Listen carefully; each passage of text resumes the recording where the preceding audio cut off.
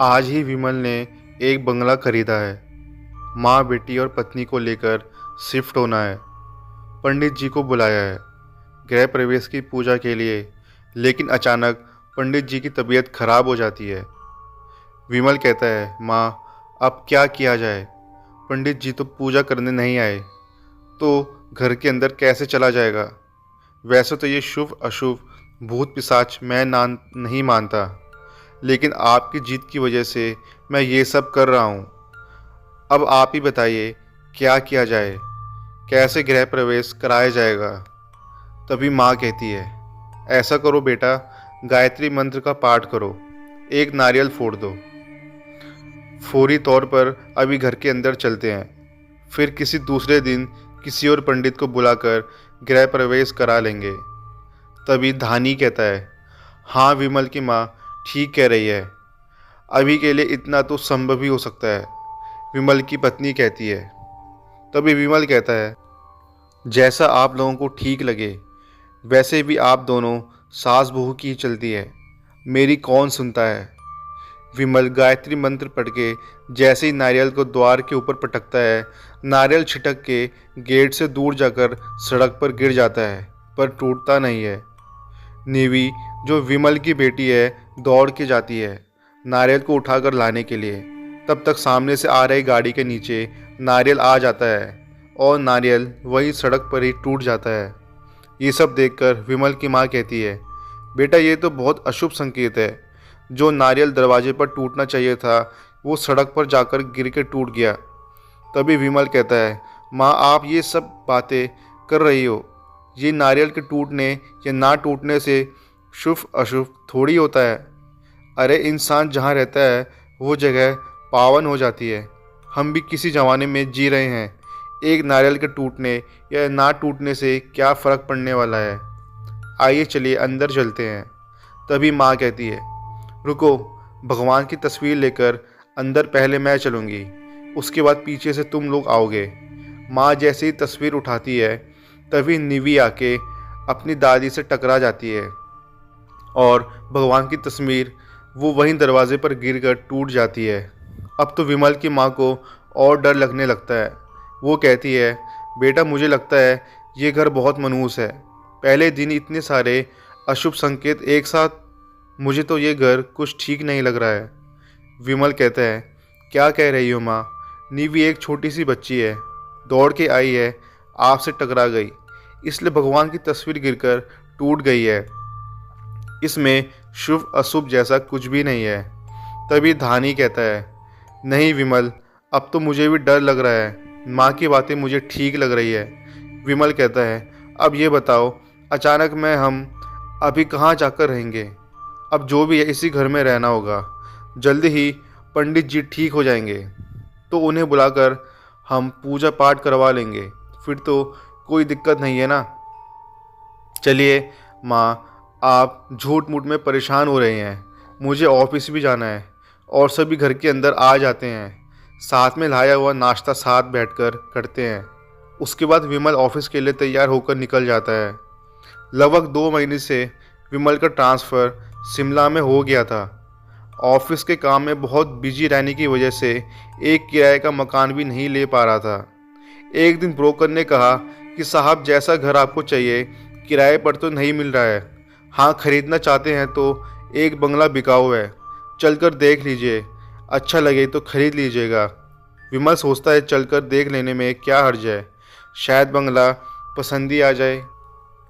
जब विमल बंगला देखता है तो उसे पसंद आ जाता है।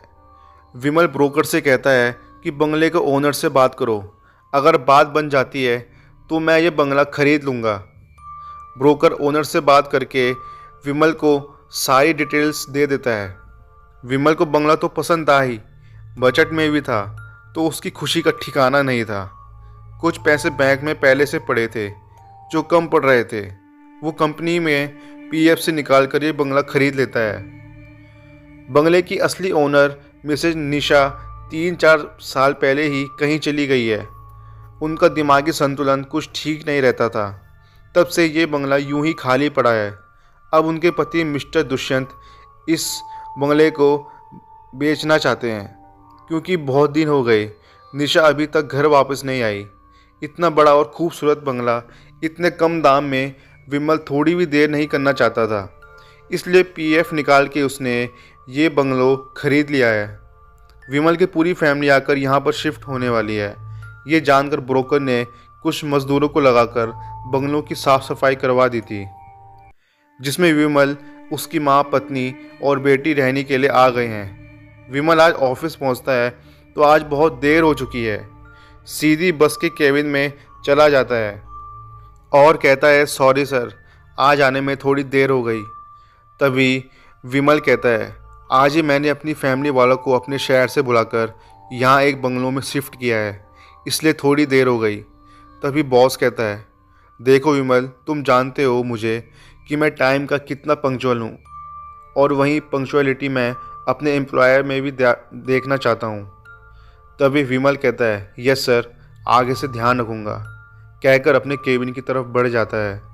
धानी कहता है, किचन का सामान सेट करने में लगी है।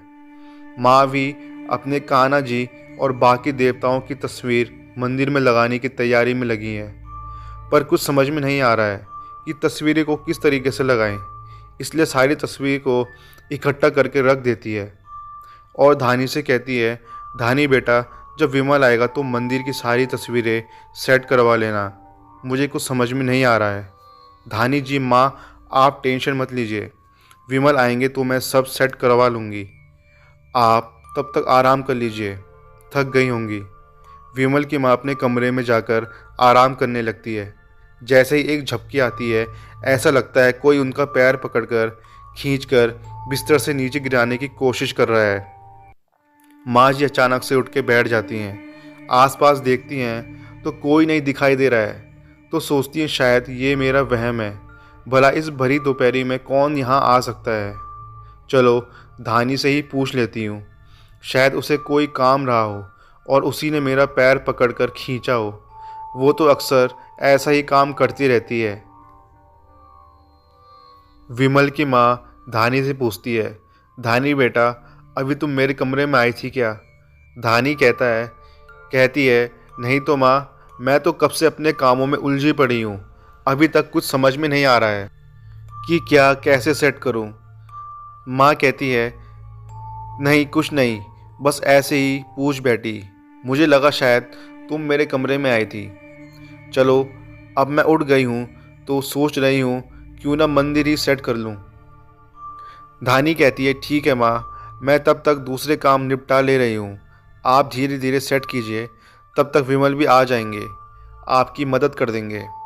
फिर दोनों अपने अपने कामों में लग जाती हैं। शाम हो गई है तो धानी सोचती है जाके मार्केट से सब्जी और कुछ ज़रूरत का सामान ले आऊँ, और फिर माँ को बताकर मार्केट के लिए निकल जाती है।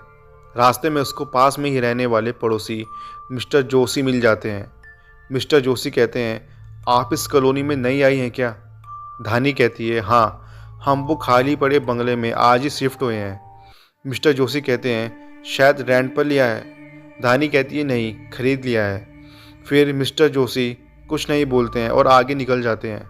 धानी सोचती है, इनको ऐसी क्या जलन हो गई कि आगे कुछ बोले ही नहीं। चलो मुझे क्या है, जब बोलना होगा खुद ही बोलेंगे, और मार्केट से सामान लेकर घर चली जाती है। घर आती है तो विमल भी घर आ चुका होता है। उसे चाय नाश्ता देती है और कहती है कि आप माँ के साथ मिलकर घर का मंदिर सेट कर दीजिए। विमल नाश्ता करके माँ के साथ मंदिर सेट करने लगता है, पर दीवार में जब भी कील ठोकने की कोशिश करता है, कील अंदर नहीं घुसती है।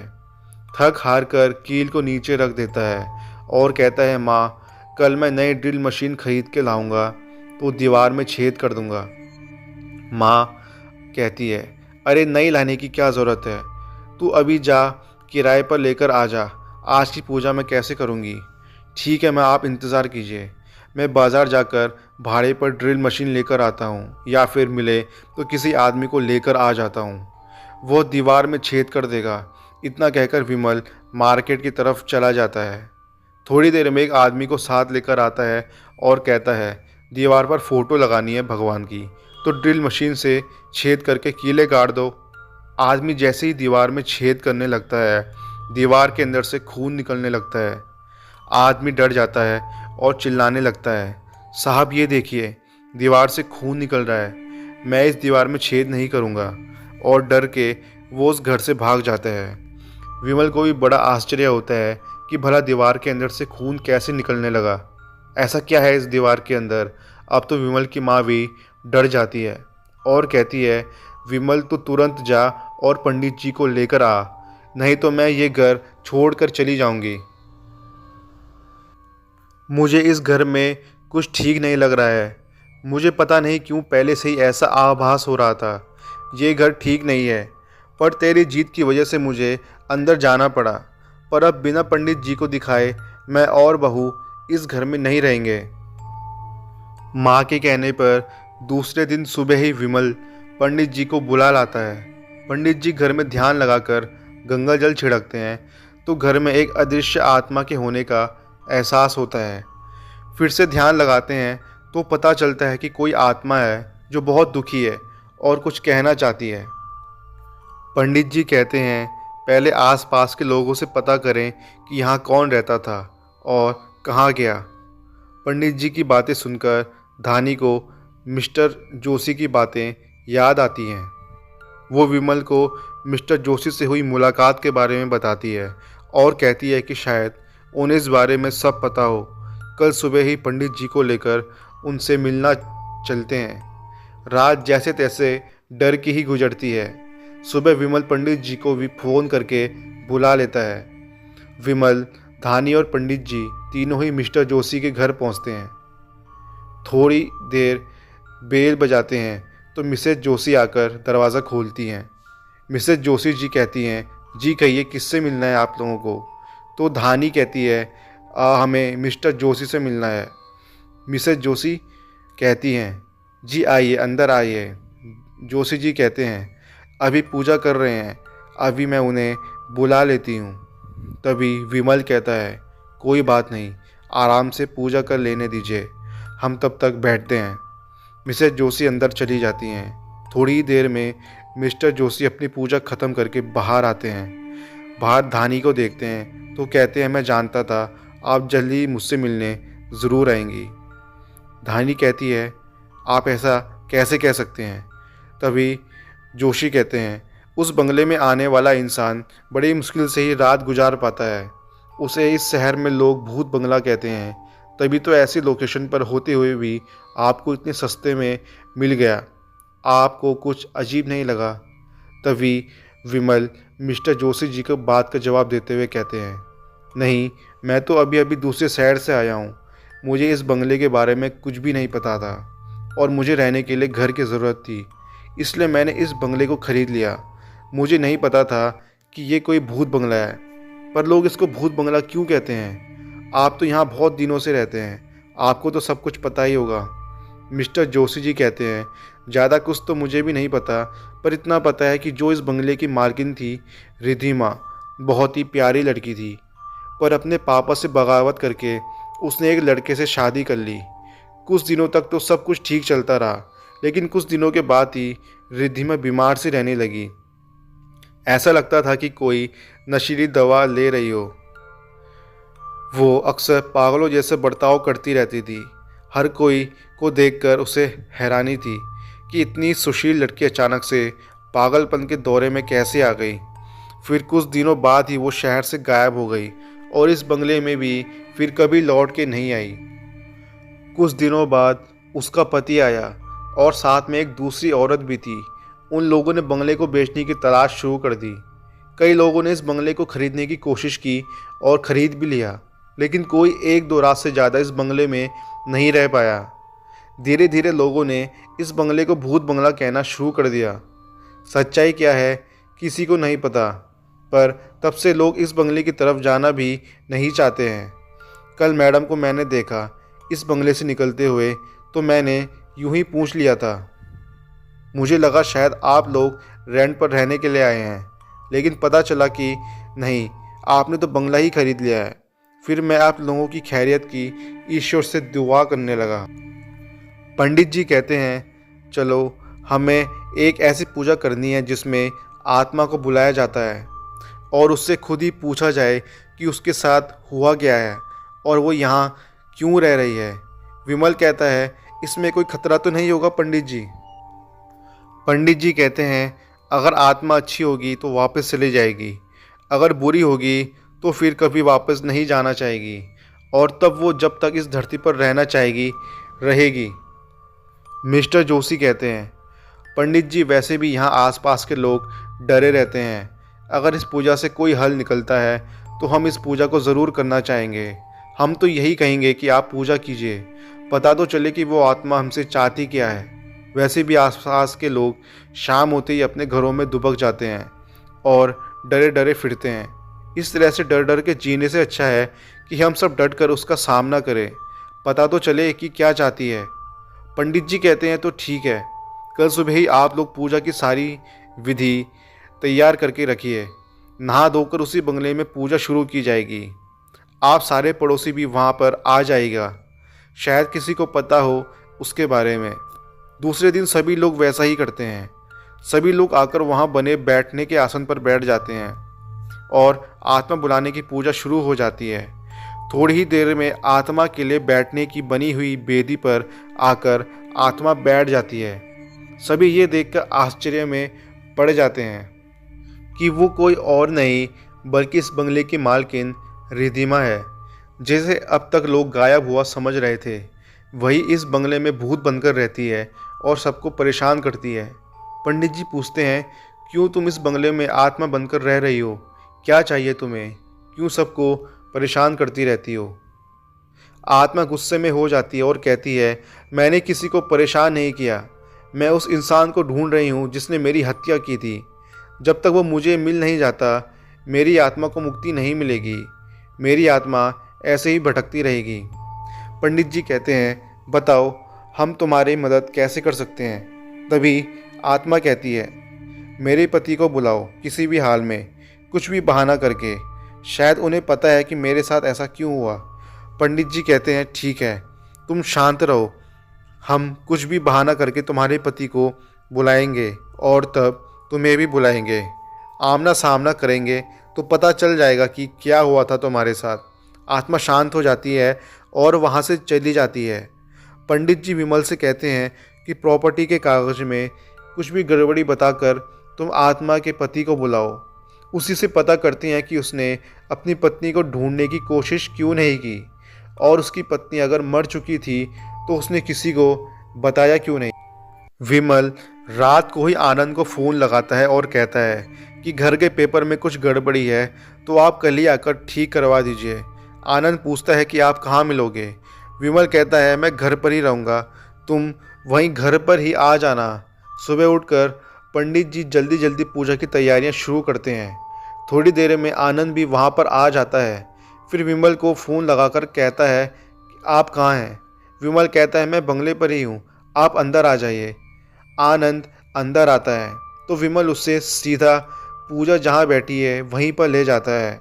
आनंद वहाँ इतने सारे लोगों को बैठे देखता है तो वहाँ से भागने की कोशिश करता है, पर पंडित जी कहते हैं, बैठ जाइए आप यहाँ पर, यहाँ से हिलने की कोशिश मत कीजिएगा, नहीं तो बहुत अनर्थ हो जाएगा। क्या आप जानते थे कि आपकी पत्नी मर चुकी है? आनंद कहता है, हाँ, मुझे पता था कि रिद्धिमा मर चुकी है, इसलिए मैंने इस बंगलों को बेच दिया। पंडित जी इशारा करते हैं तो विमल आनंद को पास में बैठने के स्थान पर बैठा देता है। तभी पंडित जी आह्वान करते हैं तो रिद्धिमा का साया भी आकर सामने बैठ जाता है। रिद्धिमा के साये को देखकर आनंद भागने की कोशिश करता है तो पंडित जी उसके ऊपर अभिमंत्रित जल छिड़क देते हैं, जिसकी वजह से वो सम्मोहन की स्थिति में आ जाता है और आकर फिर से पूजा की बेदी पर बने स्थान पर बैठ जाता है। पंडित जी रिद्धिमा की आत्मा से कहते हैं कि अब तुम जो भी पूछना चाहती हो अपने पति से पूछ सकती हो। रिद्धिमा पूछती है, आनंद, क्या आपको पता था कि मैं मर चुकी हूँ? आनंद कहता है, हाँ, मुझे पता था कि तुम मर चुकी हो। तो फिर रिद्धिमा आनंद से पूछती है, तुम्हें कैसे पता चला कि मैं मर चुकी हूँ? तो आनंद रिद्धिमा की बात का जवाब देते हुए कहता है, इसीलिए कि जिन लोगों ने तुम्हें मारा उन्हें मैंने ही भेजा था। मैं तुमसे कोई प्यार व्यार नहीं करता था। मैंने तो तुम्हारी प्रॉपर्टी के लिए तुमसे शादी की थी, पर तुम अपने पापों से बगावत करके सारी प्रॉपर्टीज छोड़कर मेरे पास आ गई। मेरे पास सिवाय इस बंगले के कुछ भी नहीं था, वो भी तुम्हारे नाम पर था। अब मैं तुम्हारे साथ और ज़िंदगी में नहीं आगे बढ़ सकता था, इसलिए मैंने कुछ गुंडे भेजकर तुम्हें मरवा दिया। आनंद आगे बोलता है, मैंने ही उन गुंडों से कहा था कि तुम्हें उस बंगलों में दीवार बनाकर चुन दे, ताकि ना तुम्हारी कहीं लाश मिलेगी, ना तुम्हारे गायब होने की कोई खबर। पर मुझे क्या पता था कि इस तरह तुम आत्मा के रूप पर भटकती नजर आओगी। मैंने बहुत सारे लोगों को इस बंगले को बेचने की कोशिश की, पर तुमने सबको डराकर भगा दिया। उसी समय विमल डीलर से मिलने गया था, मकान किराए पर लेने। मैंने विमल और डीलर की बातें सुन ली थी। मैंने जानबूझकर बंगले का दाम सस्ता कर दिया, ताकि विमल को सस्ते बंगले के बारे में पता चल जाए और वो बंगला खरीद ले। मैंने जैसा सोचा था वही हुआ। विमल ने सस्ता समझकर ये बंगला खरीद लिया और मुझे मेरे पैसे मिल गए। रिद्धिमा आनंद के मुंह से अपने लिए ऐसी बातें सुनती है तो क्रोधित हो जाती है और उसके निर्जीव शरीर को उठा उठा कर उछालने लगती है। ये देखकर सभी लोग डर जाते हैं। पंडित जी रिद्धिमा की आत्मा को शांत कराते हैं और कहते हैं, इसे मारकर तुम्हें कुछ नहीं हासिल होगा। तुम इसे पुलिस में पकड़वा देते हैं। इसके साथ जो करना होगा वो पुलिस करेगी। रिद्धिमा कहती है, नहीं, जिसने मेरी ज़िंदगी की वैल्यू नहीं समझी उसे जीने का कोई हक नहीं है। मैंने तो इससे सच्चा प्यार किया था, पर इसने मेरी दौलत के लिए मुझसे प्यार किया था। मेरे पापा ने कितना मुझे समझाया, पर मैं इसके प्यार में अंधी हो गई थी। इसके साथ अपने जीवन में आगे बढ़ गई, पर नहीं पता था कि जिसके लिए मैं अपने अपनों को ठुकरा रही हूँ वो मेरे साथ ऐसा करेगा। अपनी गलती के लिए सज़ा मुझे इसे खुद ही देना पड़ेगा। और वो आनंद को पटक पटक के मार डालती है। पंडित जी कहते हैं, अब तो तुम्हारा बदला पूरा हो गया है ना, अब जाओ, मुक्त हो जाओ। धरती की मोह माया और बंधन को छोड़कर अपने मृत्युलोक में वापस लौट जाओ। तो दोस्तों, ये थी आज की कहानी। उम्मीद है आपको ये कहानी पसंद आई होगी। तो मिलते हैं आपको अगली वीडियो में।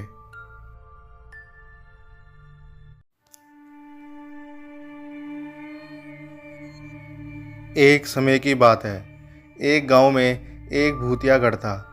गांव वाले डर से उस घर के आसपास नहीं जाते थे।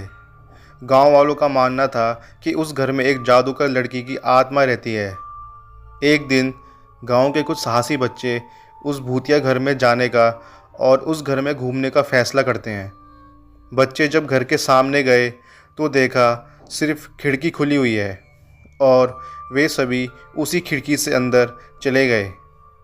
वे अंधेरे में घर के अंदर ही घूम रहे थे कि अचानक से खिड़की बंद हो गई। ये देखकर सारे बच्चे डर गए। अचानक से वो लड़की की भूत बच्चों के सामने आई और ज़ोर ज़ोर से हंसने लगी और कहा कि अब तुम सब मेरे बंदी हो, मैं किसी को ज़िंदा नहीं छोड़ूंगी। बच्चों का डर के मारे बहुत बुरा हाल था। उन्हें डर के मारे कुछ भी समझ में नहीं आ रहा था कि वो क्या करें, लेकिन फिर भी वे हिम्मत नहीं हारे और सब एक साथ मिलकर बाहर निकलने का रास्ता ढूंढने लगे। रास्ता ढूंढते ढूंढते एक बच्चे को एक पुरानी किताब मिली, जो कि एक जादुई किताब थी और उस किताब में एक जादुई मंत्र लिखा था, जिसके उच्चारण करने से वो भूत घर से दूर भाग सकती थी। बच्चों ने मिलकर उस मंत्र को पढ़ना शुरू किया। अचानक से एक रोशनी घर के अंदर आई और उस भूत को साथ ले गई। भूत के घर से बाहर जाते ही घर के सारे दरवाजे और खिड़कियां अपने आप खुल गई और बच्चे दौड़कर बाहर निकल आए। उस दिन से वो घर उस भूतनी से आज़ाद हो गया। गांव वालों ने सारे बच्चों के साहस की तारीफ की और सबको इनाम भी दिया। तो दोस्तों, ये थी पहली कहानी। बढ़ते हैं अपनी दूसरी कहानी की तरफ। गौरव हिमालय के पास के छोटे से गांव में रहता था। उसके गांव के आसपास घने जंगल थे और एक छोटी सी नदी भी पास थी। रात को जंगलों में घूमने वाली आत्माओं और भूतों की कहानियों को सुनते सुनते गौरव बड़ा हुआ था। एक दिन गौरव के दोस्तों ने उसे गांव की सीमा के बाहर एक पुराने सुनसान घर पर जाने के लिए उकसाया। उनके दोस्तों ने कहा कि उस घर में कई साल पहले मौत हो गई। एक महिला की भूत घूमती है। उसने अपने दोस्तों की बात मान ली और उस घर में जाने के लिए राजी हो गया।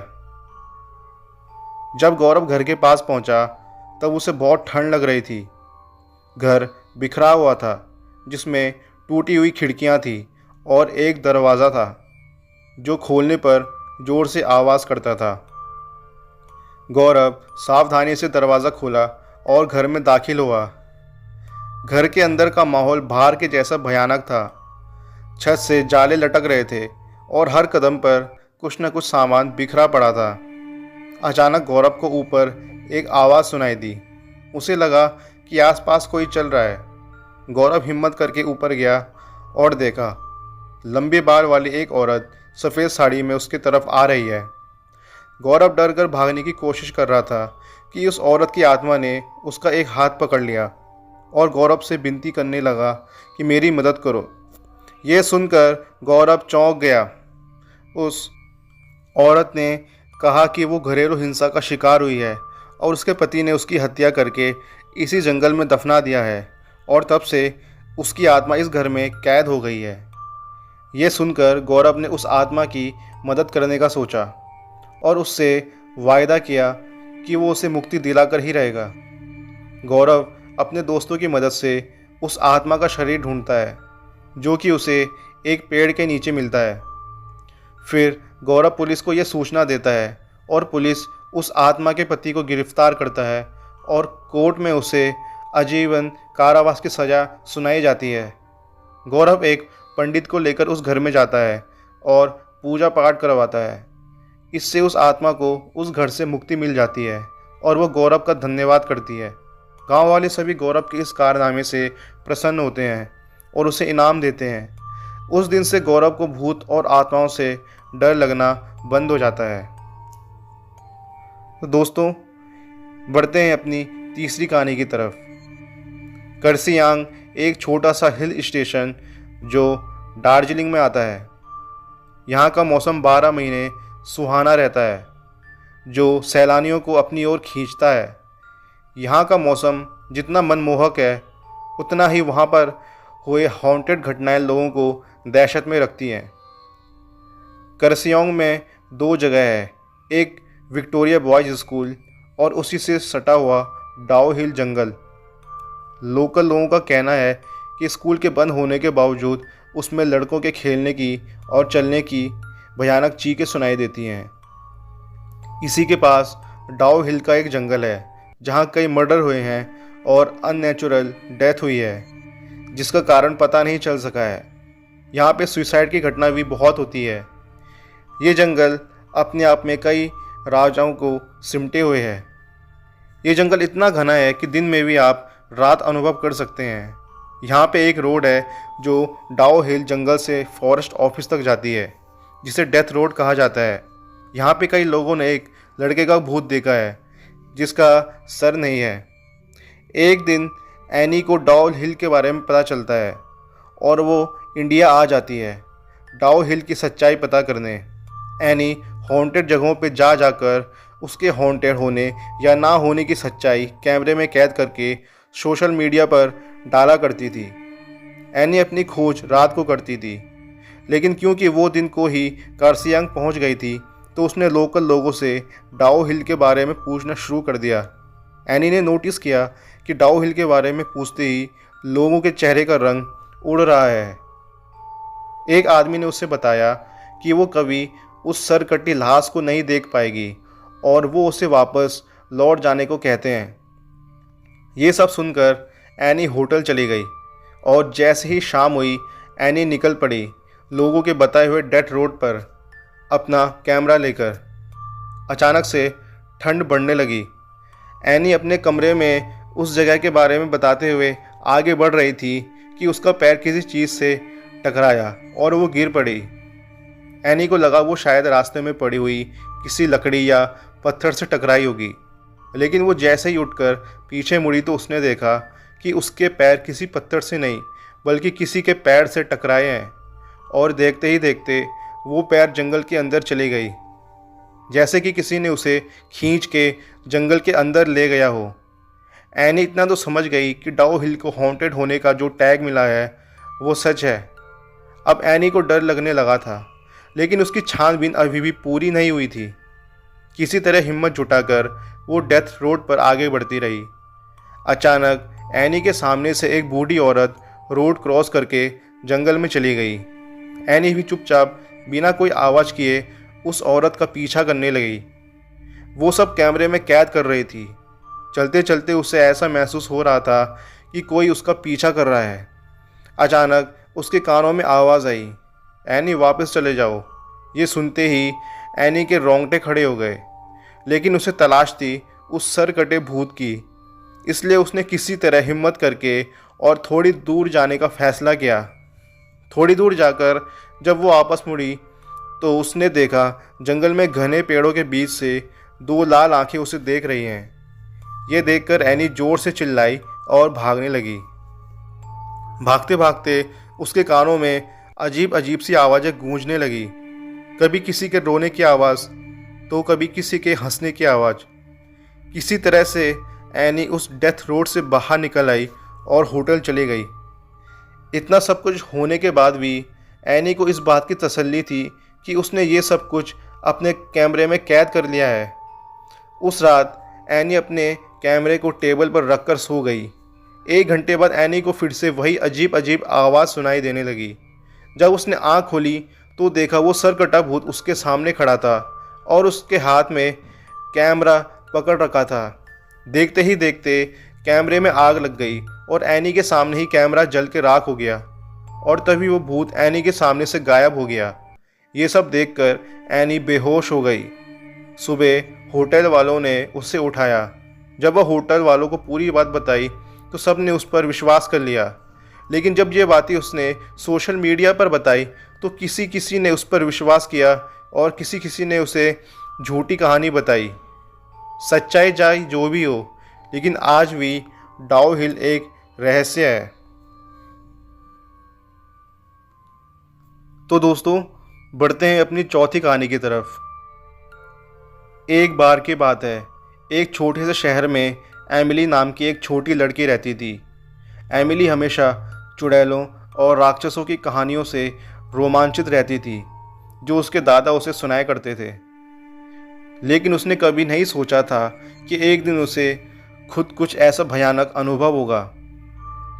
ये एक अंधेरी और तूफ़ानी रात थी और एमिली घर में अकेली थी। उसके माता पिता एक डिनर पार्टी के लिए बाहर गए थे और देर तक वो घर वापस नहीं आए। एमिली ने टीवी देखकर खुद को विचलित करने की कोशिश की, लेकिन बिजली चली गई जिससे वो पूरी तरह से अंधेरे में चली गई। अचानक उसने अटारी से एक कर्कश आवाज़ सुनी। वो हमेशा अटारी से डरती थी और इस आवाज़ ने उसके दिल की धड़कन बढ़ा दी। एमिली ने धीरे धीरे चरमराती सीढ़ियों से अटारी की ओर अपना रास्ता बनाया। जैसे ही उसने दरवाज़ा खोला, उसने कुछ देखा जिससे उसका खून ठंडा हो गया। कोने में काले कपड़े में एक आकृति खड़ी थी। ये एक चुड़ैल थी जिसके लंबे उलझे हुए बाल और उसके चेहरे पर एक टेढ़ी मेढ़ी दुष्ट मुस्कान थी। एमिली ने भागने की कोशिश की, लेकिन चुड़ैल बहुत तेज़ थी। वो अपनी हड्डी वाली उंगलियों से आगे बढ़ी और एमिली की बाँह पकड़कर उसे और करीब खींच लिया।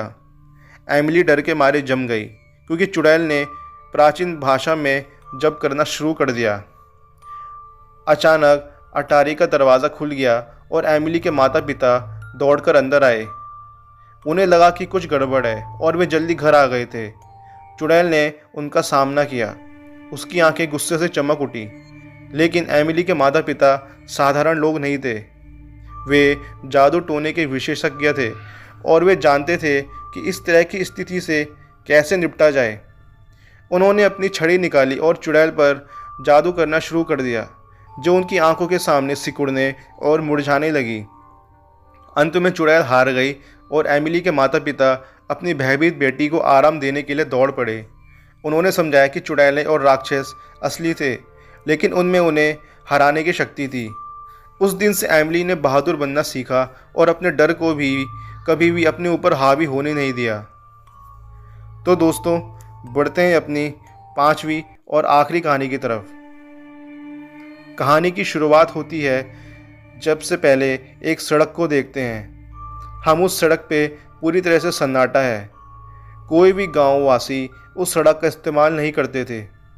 सबका यही मानना था, जो भी व्यक्ति वो सड़क पार करके आएगा वो अकेला नहीं आएगा, अपने साथ एक साया भी लाएगा। अब कुछ व्यक्ति जो बहुत थोड़े पढ़े लिखे थे, इन सब बातों पर ध्यान नहीं देते थे। एक व्यक्ति जिसका नाम प्रशांत है, वो शादीशुदा है और आज उसके गांव के बाहर कुछ काम था, मगर उससे ज़्यादा लेट हो जाता है। और उसकी बीवी जिसका नाम राधिका है, वो अपने पति को बार बार फ़ोन करके परेशान करती है, जल्दी आओ, पूजा के लिए लेट हो रहा है। बात यह है कि आज प्रशांत के माँ का जन्मदिन है और इसीलिए उन्होंने घर में पूजा रखी है। अब प्रशांत कहता है, बस मैं आ रहा हूँ। आज प्रशांत को काफ़ी लेट हो गया है। अब वो सोचता है कि इस सड़क से चला जाता हूँ, जो कि असल में एक भूतिया सड़क थी। अब वो इसी सड़क से जाता है और आधा रास्ता पार कर वो कहता है, देखा, कोई दिक्कत नहीं है इस सड़क पे, बस फालतू की अफवाह फैलाते हैं गांव वाले। थोड़ी देर चलते ही उसे एक महिला मिलती है। वो हाथ देती है कि गाड़ी रोकिए। प्रशांत अपनी गाड़ी को रोकता है और कहता है, आप यहाँ क्या कर रही हैं? तभी महिला प्रशांत की बात का जवाब देते हुए कहती है, मुझे लेट हो रहा था तो मैंने सोचा ये रास्ता चुन लूँ। प्रशांत कहता है, अरे हाँ, मैंने भी आज यही सोचा, आइए मैं आपको छोड़ देता हूँ आगे। दोनों गाड़ी में बैठ गए और गाड़ी में बैठ के आगे बढ़ने लगे। जैसे ही प्रशांत अपने घर पहुंचा और पीछे देखा तो कोई महिला नहीं थी। वो सोच में पड़ जाता है कि आखिर वो महिला गई तो गई कहाँ। फिर थोड़ी देर बाद वो सोचता है, शायद ये मेरा वहम था। अब वो घर पहुंचता है तो सब उसका स्वागत करते हैं और पूजा शुरू होती है। और थोड़ी देर बाद गंगा जल सबको दिया जाता है। सब ले लेते हैं, मगर प्रशांत मना कर देता है। वो गंगा जल नहीं लेता। वो कहता है, नहीं, मुझे नहीं चाहिए, दूर रखो। वे सोचते हैं शायद दूर से आकर थक गया है। पूरी परिवार ने कहा, आप आराम कर लीजिए। प्रशांत थोड़ी देर में सो जाता है और शाम को जब उठता है और शीशे में जाकर देखता है तो ये वही महिला दिखती है हमें, जिसने प्रशांत से लिफ्ट लिया था, और अपने आप को शीशे में देखकर मुस्कुराने लगती है। अब कुछ देर बाद सब खाना खा के सो जाते हैं और दादी माँ अपने पोते और पोती को उस भूतिया सड़क की कहानी और भूत की कहानी सुनाने लगती है। उस सड़क पे काफ़ी सारी आत्माओं का वास है। जो भी उस सड़क से पार करता है वो अकेला नहीं आता, अपने साथ एक साया लाता है और धीरे धीरे वो साया सब उस व्यक्ति का खून पी के ख़त्म कर देता है और धीरे धीरे उसकी प्यास बढ़ जाती है और आसपास के लोगों के खून पीकर वो उसे मार देता है। अगर एक साया भी उस भूतिया सड़क से आ गया तो वो अपने साथियों को भी वहाँ से आज़ाद करने की कोशिश करेगा, जिससे भूत, आत्मा और शैतान हो आज़ाद हो गए तो सब बर्बाद हो जाएगा। और ये सब पहले हुआ था तो एक बाबा ने उस सड़क पे अपने मंत्र को फूका, तिलिस्मी शक्तियों से उन्हें वहीं कैद कर दिया। अब वो तब तक यहाँ से नहीं आ सकते जब तक कोई उन्हें वहाँ से अपने साथ बाहर ना लाए, या वो किसी के शरीर में प्रवेश करेंगे तभी आ सकते हैं। इसीलिए उस सड़क पर जाना मना है। समझे बच्चों? ये सब प्रशांत को अच्छा नहीं लगता है कि ये कहानी सुनाएगी तो सब सतर्क ही रहेंगे और गुस्से से जाकर सो जाता है। थोड़ी देर बाद सब सो जाते हैं और प्रशांत आधी रात को उठकर अपने आसपास देखता है और अपने पड़ोसी के घर में घुसकर सभी लोगों के खून पीने लगता है और सभी को बड़ी बेरहमी से मार देता है। और दादी माँ की नींद खुल जाती है और वो देख लेती है कि ये सब प्रशांत को करते हुए। तुम मेरे बेटे नहीं हो सकते। तो तुम प्रशांत के शरीर से महिला बोलती है, हाँ सही कहा अम्मा, मगर अब और कहानी सुनने के लिए आप जिंदा नहीं रहोगे। और वो महिला प्रशांत के माँ का भी खून पी जाती है और उसकी माँ पूरी तरह से खून निकलने की वजह से मर जाती है। अब सुबह होती है तो सभी लोग रोने लगते हैं। प्रशांत की माँ, ये क्या हो गया माँ आपको? और राधिका और बच्चे सभी रोने लगते हैं। अब प्रशांत अपनी बीवी और बच्चों को कहता है कि राधिका, तुम अपने मायके चले जाओ, जब यहाँ सब ठीक हो जाएगा तो आ जाना। राधिका मन ही मन सोचती है, ये क्या हो गया है प्रशांत को, आजकल वो बहुत बदल गया है। इधर प्रशांत कहता है अब तो खून ही खून, और सभी गांव के लोगों को उस सड़क के बारे में बताना शुरू करता है ताकि उसके साथी भी उस सड़क से आज़ाद हो सकें। अब राधिका को अपने मायके में ये सब बात पता चलती है कि भूतिया सड़क पे सब जाना आना शुरू करने वाले हैं कल से।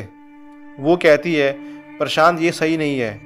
अब राधिका को वो कहानी याद आती है जो उन्हें उनकी सासू माँ ने सुनाया था भूतिया सड़क की, और वो समझ जाती है कि क्या करना है। वो आती है अपने घर, बच्चों को मायके में ही छोड़ देती है। वो प्रशांत को कहती है कि मैं आ गई, मेरा मन नहीं लग रहा था वहाँ। प्रशांत के अंदर की महिला कहती है कोई नहीं, अब बचोगी भी नहीं। राधिका कहती है आप इधर आइए, आपसे मुझे कुछ काम है, और धूप में जो प्रशांत ने अपने चेहरे पे पर्दा किया था उसे हटा देती है। प्रशांत कहता है ये क्या कर रही हो तुम। अचानक से वो महिला का रूप में आ जाता है। वो महिला उससे मारने की बात करती है। राधिका उस पर गंगा जल फेंकने लगती है और धीरे धीरे वो जलने लगती है और उस महिला का अंत हो जाता है। और राधिका सभी को सतर्क कर देती है वहाँ ना जाने के लिए, उस भूतिया सड़क पे, और सभी को भूतिया सड़क की कहानी सुनाती है। सभी गांव वाले राधिका का धन्यवाद करते हैं और इस तरह से पूरे गांव वालों की जान बच जाती है। तो दोस्तों, ये थी आज की कहानी। उम्मीद है कि आपको ये कहानी पसंद आई होगी। तो मिलते हैं आपको अगली वीडियो में।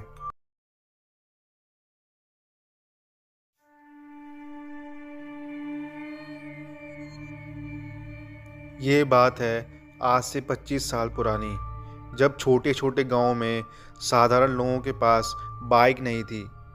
वो अगर पास के गांव या शहर जाना हो तो या तो बस से चले जाते या फिर बीच के रास्ते से चलकर ही जाते थे। 25 साल का वामन भी एक ऐसे ही छोटे से गांव में रहता था। वो एक साधारण परिवार से था, जहां खेत में दिन भर काम करने पर बस 2 वक्त की रोटी नसीब होती थी और कोई भूखा नहीं सोता था। वामन घर का बड़ा बेटा था, तो पूरे घर की जिम्मेदारी अब उस पर ही थी। उसके पिताजी चाहते थे कि वामन अपनी बंजर पड़ी खेती में अच्छे से खेती करे, जिससे साल भर के घर के खाने का इंतज़ाम हो जाए। लेकिन वामन की सोच कुछ अलग थी। वो इन सब खेती बाड़ी में फंसकर नहीं रहना चाहता था, उसे आगे बढ़ना था। वामन पढ़ाई में तो बहुत होशियार था, लेकिन आगे की पढ़ाई के लिए उसके पिताजी पैसे नहीं भर सकते थे। इस वजह से 12वीं के बाद उसकी पढ़ाई छूट गई थी। घर पर पैसों की कमी हो रही थी, इसलिए वामन ने पास वाले शहर जाकर किसी दुकान पर काम करने की सोची। अगले ही दिन वामन शहर गया और उसे खाद, बीज और रसायन की बड़ी दुकान पर भी काम मिल गया, और उसने उसके अगले दिन ही से काम पर जाना शुरू किया। कुछ महीने तक तो सब बहुत अच्छा चलता रहा। पैसे बचाने के लिए वामन रोज़ सुबह उसके गांव से बस 2 किलोमीटर दूर शहर को बीच के रास्ते से चलते हुए जाता था, और शाम को उसके कुछ पहचान वालों के साथ चलते हुए घर आ जाता था। अब घर में थोड़ा बहुत पैसा भी आने लगा था, लेकिन वो कहते हैं ना, इंसान को उसका लालच कभी कभी भारी पड़ जाता है। एक कुछ ऐसा ही हुआ वामन के साथ। बारिश का मौसम शुरू हो गया था, जिसकी वजह से खाद की दुकान पर रोज़ भीड़ बहुत बढ़ने लगी थी, और दिन में दुकान का हिसाब किताब और माल चेक करने का काम बाकी रह जाता था। दुकान मालिक ने रात को 12 बजे तक जो काम करेगा उसे दुकान की तनख्वाह दूंगा, ऐसा ऐलान किया तो वामन तुरंत मान गया उस काम के लिए। वामन अब एक उलझन में फंस गया था। भले ही उसने काम करने के लिए ही हाँ कह दी थी, लेकिन फिर रात को तो उसे अकेले ही जंगल के रास्ते से चलकर जाना पड़ेगा, और उसमें उसने लोगों से ऐसी बातें बहुत सुनी थी कि उस रास्ते में बहुत लोगों ने भूत देखा है। लेकिन अब उसने मालिक से काम करने के लिए हाँ कह दिया था, और अब ऐन मौके पर वो उन्हें मना नहीं कर सकता था, तो उसकी नौकरी भी जा सकती थी। वामन को कुछ समझ नहीं आ रहा था कि क्या करें। वो बस दुकान में कुर्सी पर बैठे सोचे जा रहा था। फिर उसने निर्णय लिया कि कुछ भी हो जाए, वो रात को यहाँ का काम ख़त्म करके ही घर जाएगा। उसने अपने गांव के एक आदमी के पास वो आज देर से आएगा ये अपने घर पर बताने के लिए कहा, और काम पर जुट गया। वैसे भी जंगल आधा कटा हुआ था और अब उसमें कोई जंगली जानवर भी नहीं बचे थे। ये सब इंसान की ही करनी थी। फिर भी भूत के नाम से उस जंगल से रात को जाने को हर कोई डरता था, लेकिन वामन वहाँ से जाने की हिम्मत करने वाला था। वामन मन लगाकर अपना काम करता रहा और आखिरकार 12 बजे तक उसका काम भी खत्म हो गया और वो अपनी टिफ़िन बैग हाथ में लेकर वहाँ से अपने घर के लिए निकल पड़ा। शहर से बाहर निकलते ही जंगल का रास्ता शुरू हो गया। आज जंगल की तरफ देखकर लग रहा था मानो वो कब से वामन को निगलने के लिए तैयार ही था, बस उसका ही इंतज़ार कर रहा था। आज अमावस की रात थी। चारों तरफ घना अंधेरा छाया हुआ था। लगातार कभी ना रुकने वाली कीड़ों की कर कर की आवाज़ जंगल के चारों ओर से आ रही थी। बीच बीच में ही किसी कुत्ते के रोने की आवाज़ आ रही थी। कभी पेड़ के पत्तियों की आवाज़ आ रही थी। जंगल के इस सन्नाटे को देख लग रहा था कि ये कोई तूफान आने के पहले का सन्नाटा है। जंगल का ये किर किर सन्नाटा वामन को अब बेचैन कर रहा था। वामन भगवान का नाम लेकर जल्दी जल्दी चल रहा था और मन ही मन उसे अपने निर्णय पर बहुत गुस्सा भी आ रहा था कि उसने क्यों रात को रुकने के लिए हाँ कर दिया। खैर, वामन भगवान का नाम लेकर चले ही जा रहा था। अब वो जंगल के बीचों बीच जहाँ पर एक बहुत बड़ा बरगद का पेड़ था वहाँ तक आ गया। लेकिन अचानक ही साफ मौसम ने अपना रुख बदल दिया और आसमान में घने काले बादल छाने लगे। हवाएं तेज चलने लगी। कुत्तों के रोने की आवाज़ तेज हो रही थी, मानो वो बताना चाह रहे हो कि संकट अब आ चुका है, जल्दी भाग यहाँ से। वामन डरकर वहाँ से भागता उससे पहले तेज मूसलाधार बारिश शुरू हो गई। वामन ने अब एक अच्छी जगह रुकने की सोची। उसने इधर उधर देखा तो उसे घना बरगद का पेड़ दिखाई दिया। वो इतना घना था कि उसके नीचे बारिश की बूंदें भी नहीं गिर रही थी। वामन तुरंत भागकर उस पेड़ के नीचे जाकर खड़ा हो गया। पेड़ के नीचे खड़ा होते ही वामन को घुटन सी हो रही थी। लग रहा था जैसे कोई उसकी सांसें रोक रहा हो, लेकिन आसपास तो कोई नहीं दिख रहा था। वामन का दम घुटने लगा तो वो धीरे धीरे नीचे बैठने लगा। लेकिन तभी उसके हाथ में पहना हुआ पीतल का कड़ा किसी चीज़ में अटक गया। लेकिन वामन को ठीक से सांस ना ले पाने की वजह से बहुत दर्द हो रहा था, इसलिए उसने तुरंत अपना हाथ खींच लिया। लेकिन उसका हाथ खींचते ही आसमान में तेज बिजली कड़की और वातावरण और भी ज़्यादा डरावना हो गया। बारिश के साथ साथ अब तूफान भी आ गया था। वामन को अब वहाँ रुकने से डर लग रहा था। वो जैसे तैसे वहाँ से उठा और भागने लगा। थोड़ी देर में अचानक ही बारिश भी रुक गई और मौसम भी एकदम साफ हो गया, तो वामन की भागने की गति भी थोड़ी कम हो गई। वामन अब तेज कदमों से चल रहा था। अचानक ही उसे सामने एक धुंधली सी सफ़ेद आकृति दिखने लगी। वामन उसे देखने के लिए आगे बढ़ने लगा। वो धीरे धीरे आगे बढ़ा तो उसे एक आदमी खड़ा दिखा। इतनी रात को यहाँ पर आदमी देख वामन की खुशी का ठिकाना ना रहा और वो भागकर उसके पास गया। नमस्ते, कौन हो आप और इतनी रात गए यहाँ पर क्या कर रहे हैं? वामन ने उस आदमी के साथ चलते हुए कहा। वामन ने उस आदमी के चेहरे को ठीक से देखा तो वो उसे कुछ जाना पहचाना सा लग रहा था, लेकिन उसे याद नहीं आ रहा था। काले रंग का सर्द चेहरे वाला आदमी उस काली रात में और भी डरावना लग रहा था। मैं सामने वाले गांव में रहता हूँ। आज काम से देर हो गई मुझे घर जाने के लिए और बारिश हो गई इसलिए रुका हुआ था। तुम बताओ, उस आदमी ने बिना किसी भाव के कहा। अरे वाह, ये तो बहुत अच्छी बात है। मेरा नाम वामन है और मैं भी सामने वाले गांव में ही रहता हूँ। मैं यही सोच रहा था कि आप कुछ जाने पहचाने से लग रहे हो, शायद मैंने आपको गांव में ही देख लिया होगा। वामन ने मुस्कुराते हुए कहा, लेकिन अभी भी उस आदमी का चेहरा शांत ही था। मैं अकेला जाता हूँ रोज यहाँ से गांव की तरफ। क्या तुम मेरा दोस्त बनना चाहोगे? अचानक ही उस आदमी ने सर्द चेहरे से कहा, जो उसे बड़ा अजीब लगा। लेकिन वामन को भी साथ चाहिए था किसी की, इसलिए वो तुरंत मान गया और खुशी से हाथ मिलाने के लिए उसका हाथ अपने हाथ में ले लिया। लेकिन जिस गति से उसने उसका हाथ अपने हाथ में लिया था, उसी गति से छोड़ भी दिया। तुम्हारे हाथ इतने ठंडे क्यों हैं? ऐसा लग रहा था मानो मैंने हाथ में बर्फ़ लिया है। वामन ने उसे अजीब नज़रों से देखते हुए पूछा। वो अभी थोड़ी देर पहले बारिश में भीग गया था, शायद उस वजह से हुआ होगा। उस आदमी ने कहा। अरे हाँ, मैं तो भूल ही गया था बारिश के बारे में, वामन ने कहा। वामन को अभी भी वो आदमी बहुत अजीब लग रहा था। वामन को बारिश में भीगने से जितनी ठंड नहीं लग रही थी, उससे कई ज़्यादा ठंड उसे उस आदमी की करीबी से लग रही थी। इसलिए वो उससे थोड़ा और दूर होकर चलने लगा।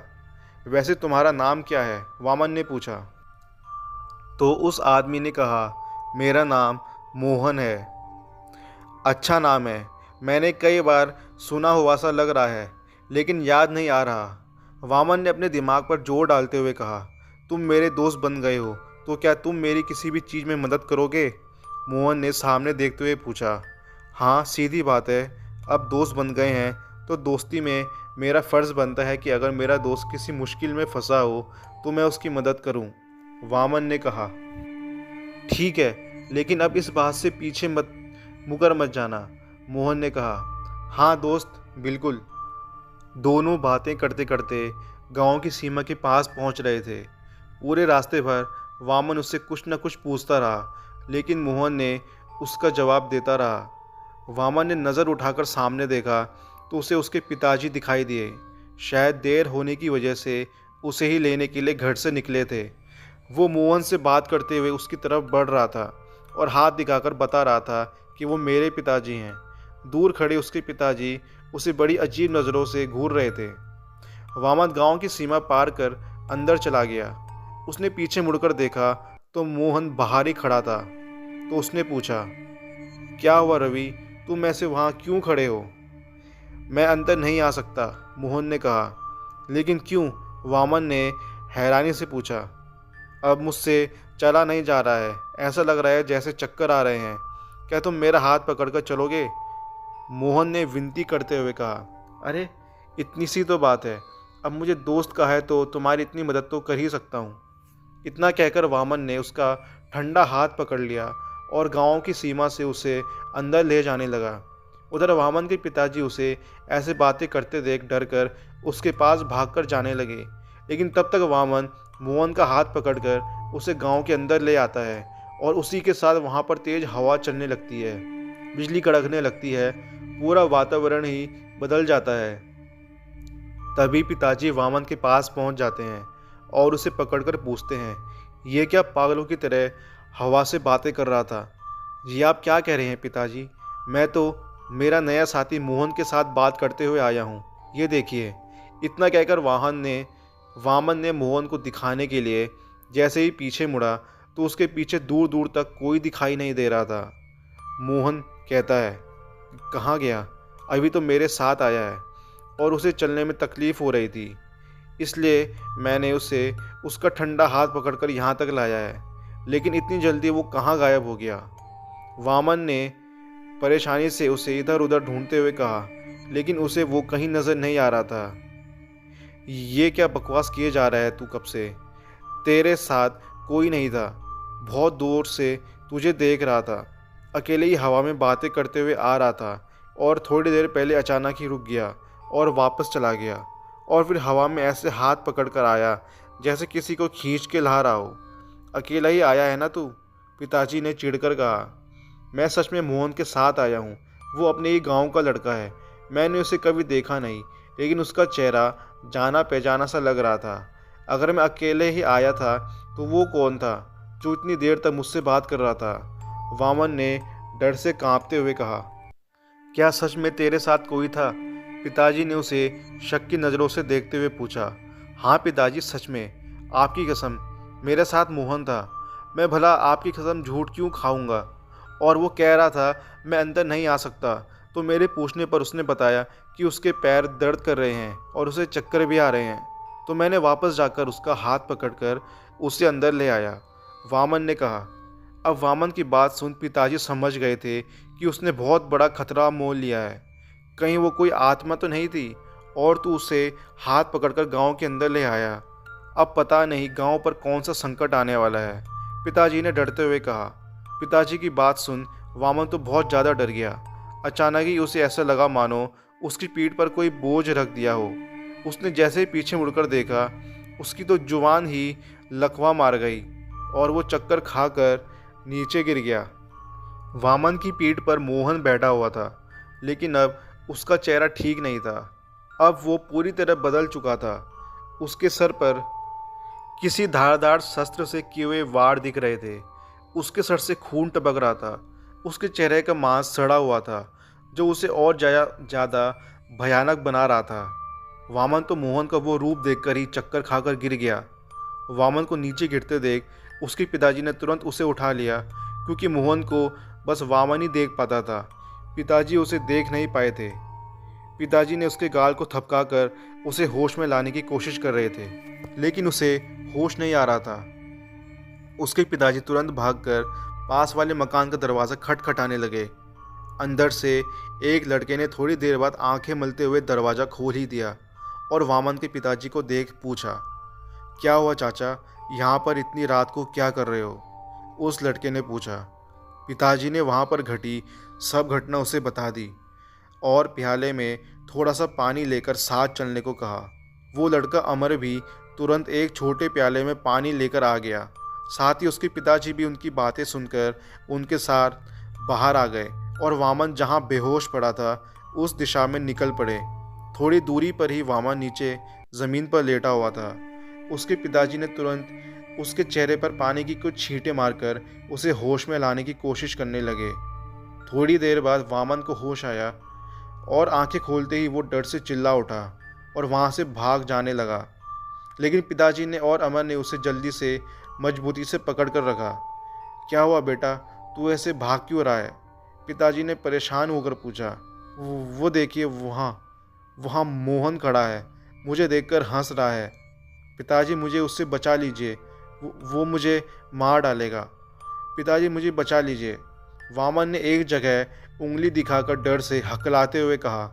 सबने उस जगह देखा तो वहाँ पर कोई नहीं था। आसपास भी कोई नहीं था। वहाँ तो कोई नहीं है बेटा, तुम्हें कोई भ्रम तो नहीं हो रहा? अमर के पिताजी ने पूछा। नहीं चाचा, वहाँ पर मोहन ही है और अब वो इंसान नहीं, भूत की तरह दिख रहा है। वो कह रहा था वो हमारे ही गांव का है, आप उसे पहचानते होंगे। वामन ने डरते हुए कहा। मोहन नाम का तो कोई नहीं है हमारे गांव में। उसका पूरा नाम पता है तुम्हें? पिताजी ने पूछा। हाँ, उसने उसका पूरा नाम बताया था। उसका नाम मोहन काले है। वो वहीं खड़ा है, देखिए ना कैसे मुझे देखकर हंस रहा है। वामन ने डर से कांपते हुए कहा। वहीं वामन के पिताजी और अमर के पिताजी मोहन काले नाम सुनते ही हैरानी से एक दूसरे की ओर देखने लगे। उनके चेहरे डर की झलक से साफ दिख रहे थे। अब उन्हें सब समझ आ रहा था। उन्होंने एक दूसरे को देखा और फिर वामन की और हालत को देखने लगे। वामन लगभग पागल हो चुका था और बार बार बस मोहन का नाम लिए जा रहा था। अमर, इसे जल्दी उठाओ और जल्दी से इसे मंदिर लेकर चलो, इस पर आत्मा का साया मंडरा रहा है, उसके पिताजी ने कहा और फिर तीनों ने मिलकर उसे खड़ा कर दिया। अचानक ही वामन जोर जोर से चिल्लाने लगा। पिताजी, मोहन मेरे कंधे पर बैठ गया है। पिताजी। मोहन सच में वामन के कंधों पर बैठ गया था, लेकिन वो किसी को दिखाई नहीं दे रहा था। अमर, इससे अब चला नहीं जाएगा, तुम इसे अपने कंधे पर उठा लो जल्दी से, पिताजी ने कहा। तो अमर उसे उठाने की कोशिश कर रहा था, लेकिन दुबले पतले 50 किलो के वामन का वजन ऐसा लग रहा था मानो उसने अपने ऊपर 100 किलो का अदृश्य पत्थर रख लिया हो। मोहन जानबूझकर उन्हें मंदिर जाने से रोकने लगा था। अब तो उसके गुर्राने की आवाज़ भी सबको आ रही थी और उसे सुन सबके डर के मारे पसीने छूट रहे थे। तीनों मिलकर उसे खींचने की कोशिश करने लगे, फिर भी वामन अपनी जगह से हिल भी नहीं रहा था। अचानक ही अमर को कुछ याद आया और अभी आता हूँ कहकर वो भागकर घर की तरफ गया और हाथ में कुछ लेकर भागते हुए वापस आ गया। अमर ने जो हाथ में लाया था वो तुरंत वामन के माथे पर लगा दिया। वो वामन के माथे पर लगते ही मोहन गुस्से से चिल्लाते हुए वामन से दूर हो गया। अमर ने हाथ में कोई और चीज़ नहीं बल्कि दुर्गा माँ का कुमकुम लाया था, जिसे उसने वामन के सर पर लगा दिया था। मोहन अब गुस्से से पागल हो गया था। वो किसी को दिख तो नहीं रहा था, लेकिन उसकी आवाज़ आ रही थी। मोहन बाकी किसी को कुछ नुकसान न पहुंचाए, इसलिए अमर ने बचा हुआ कुमकुम खुद के और बाकी सबके माथे पर लगा दिया और वामन को अपने कंधे पर उठाकर मंदिर की ओर भागने लगा। उन दोनों के पिताजी भी जितना हो सके उनके पीछे भागने लगे थे। मोहन आसपास की कुछ चीज़ें उन पर फेंक कर उनका रास्ता रोकने की कोशिश कर रहा था, लेकिन फिर भी वो उनका कुछ नहीं बिगाड़ पाया। अमर जल्दी से मंदिर तक पहुंच गया। सामने देखा तो पंडित जी वहीं मुस्कुराते हुए खड़े थे, मानो उन्हें पता हो कि ये संकट आने वाला है। उन सबको वहां देख पंडित जी मुस्कुराते हुए बोले, तो आखिर मोहन गांव में आ ही गया। पंडित जी की बात सुन बाकी सब हैरान हो गए कि उन्हें कैसे पता चला कि मोहन वापस आ गया है। लेकिन पंडित जी, आपको कैसे पता कि वो मोहन का भूत आ गया है? पिताजी ने शिव मंदिर में प्रवेश करते हुए उनसे पूछा। मुझे पता ही था, एक न एक दिन वो अपना बदला लेने ज़रूर वापस आएगा। और लो, आज तुम्हारा बेटा उसी बरगद के पेड़ के नीचे रुका जिसके नीचे मोहन को गाड़ दिया था, और उसके हाथ में पहने हुए कड़े में वो धागा अटक कर टूट गया जिससे मोहन को उसी पेड़ पर कैद कर रखा था। जिस वक्त वो धागा टूट गया उसी वक्त मुझे इस संकट का एहसास हो गया था। पंडित जी ने मुस्कुराते हुए कहा। वैसे भी पंडित जी बहुत होशियार थे और अपने ज्ञान से वो सब पता कर लेते थे। लेकिन पंडित जी, मोहन मेरे बेटे के पीछे क्यों पड़ा है? मैं तो उसका अच्छा दोस्त था, और उसे बदले किस चीज़ का चाहिए? और मोहन को बरगद के पेड़ के नीचे किसने गाड़ा था? 20 साल पहले तो हमें यही पता चला था कि वो गांव छोड़कर भाग गया, और बाद में ये सुनने को आया कि किसी जंगली जानवर ने उसे मार डाला। वामन के पिताजी ने दिमाग पर जोर डालते हुए कहा। पंडित जी कुछ कहते उससे पहले ही मंदिर के बाहर अब हवा में उड़ने वाले मोहन सबको दिखाई देने लगा, जो मंदिर के बाहर गुस्से से चिल्ला रहा था। अब आए हो पंडित, 20 साल पहले तूने ही मुझे उस पेड़ पर बांध रखा था, और अब अगर फिर से मेरी रूह को वहां पर बांध रखने की सोची भी तो तेरे साथ साथ तेरे परिवार वालों को भी जान से मार डालूंगा। पूरे गांव को तहस नहस कर दूंगा, सबको मार डालूंगा। पंडित जी कहते हैं तुम बेशक अपना बदला ले लो, लेकिन इन गांव वालों को कुछ मत करना जिन्होंने तुम्हारा हर पल साथ दिया था। तुम्हें बदला चाहिए ना, तो आज तुम्हें सारे गांव वालों के सामने इंसाफ मिलेगा। मुझे पता है मोहन, तुम अभी बहुत गुस्से में हो, तुम्हारे बदले की आग में जल रहे हो, लेकिन मैं शिव जी की कसम खाकर वादा करता हूँ कि मैं तुम्हारे गांव वालों के सामने इंसाफ दिलाकर रहूँगा। ठीक है मोहन, तुम अब शांत हो जाओ। मैं वामन को छोड़ बाकी तीनों को गांव वालों को बुलाने के लिए कहता हूँ, और जब मुखिया और उसका भाई आएगा तब उन दोनों के सब गांव वालों के सामने अपना गुनाह कबूल करने तक उन्हें ज़्यादा नुकसान मत पहुंचाना। पंडित जी ने कहा तो मोहन अचानक गुर्राते हुए गायब हो गया। मोहन के गायब होते ही पंडित जी ने वामन को ठीक से एक जगह बिठाया और अपना रुख उन तीनों की तरफ मोड़ दिया। तुम तीनों मुखिया, उसके छोटे भाई और बाकी ज़रूरी गांव वालों को लेकर जल्दी आओ यहाँ पर। और हाँ, मुखिया को मोहन के बारे में कुछ पता नहीं चलना चाहिए, नहीं तो वो यहाँ पर आने के लिए तैयार नहीं होगा। और जल्दी आओ सब। पंडित जी ने कहा तो तीनों जल्दी से भागकर गांव वालों को बुलाने चले गए। थोड़ी देर बाद एक एक करके गांव के कुछ ज़रूरी लोग मंदिर में जमा हो गए, और वो तीनों भी वापस आ गए, और उनके साथ मुखिया और उसका भाई भी आ गया। लेकिन मुखिया और उसका भाई मंदिर में प्रवेश करता उससे पहले ही मोहन की आत्मा ने उन्हें पीछे खींच लिया। अब वो दोनों भी हवा में लटक रहे थे। मुखिया और उसके भाई को एक ऐसे हवा में तैरता देख बाकी सभी लोगों की आंखें फटी की फटी रह गई। अचानक ही मोहन की आत्मा ने उन दोनों को ऊंचाई से नीचे धकेल दिया और फिर धीरे धीरे अपने असली रूप में आने लगा। जब सब ने वो मोहन का रूप देखा तो सब लोग हैरानी से हक्के बक्के रह गए। हालांकि उन्हें अभी भी ये नहीं पता था कि उनके सामने किसकी आत्मा है। गांव वाले भी भूत के डर से कोई भी उन दोनों की मदद करने के लिए आगे नहीं बढ़ रहा था। मुखिया और उसका भाई दोनों की तो मोहन को देख हालत ही खराब हो गई थी। दोनों भागने की कोशिश करने लगे, लेकिन ऊंचाई से गिरने की वजह से दोनों ठीक से खड़े भी नहीं हो पा रहे थे। मोहन ने फिर से दोनों को हवा में उछाल दिया और दोनों एक दूसरे से टकरा कर नीचे गिर गए। कौन हो तुम? और हमें मारना क्यों चाहते हो? मुखिया ने हकलाते हुए पूछा। क्या बात है मुखिया, इतनी जल्दी मुझे भूल गया? पेड़ के नीचे दफनाकर, मोहन ने कहा। तो पेड़ के नीचे दफनाकर सुन मुखिया और उसका भाई डर से कांपने लगे, क्योंकि उन्हें अब पता चल चुका था कि उनका अंतिम समय आ गया है। दोनों जल्दी से मोहन के सामने अपने हाथ जोड़कर अपनी जान बचाने के लिए गिड़गिड़ाने लगे।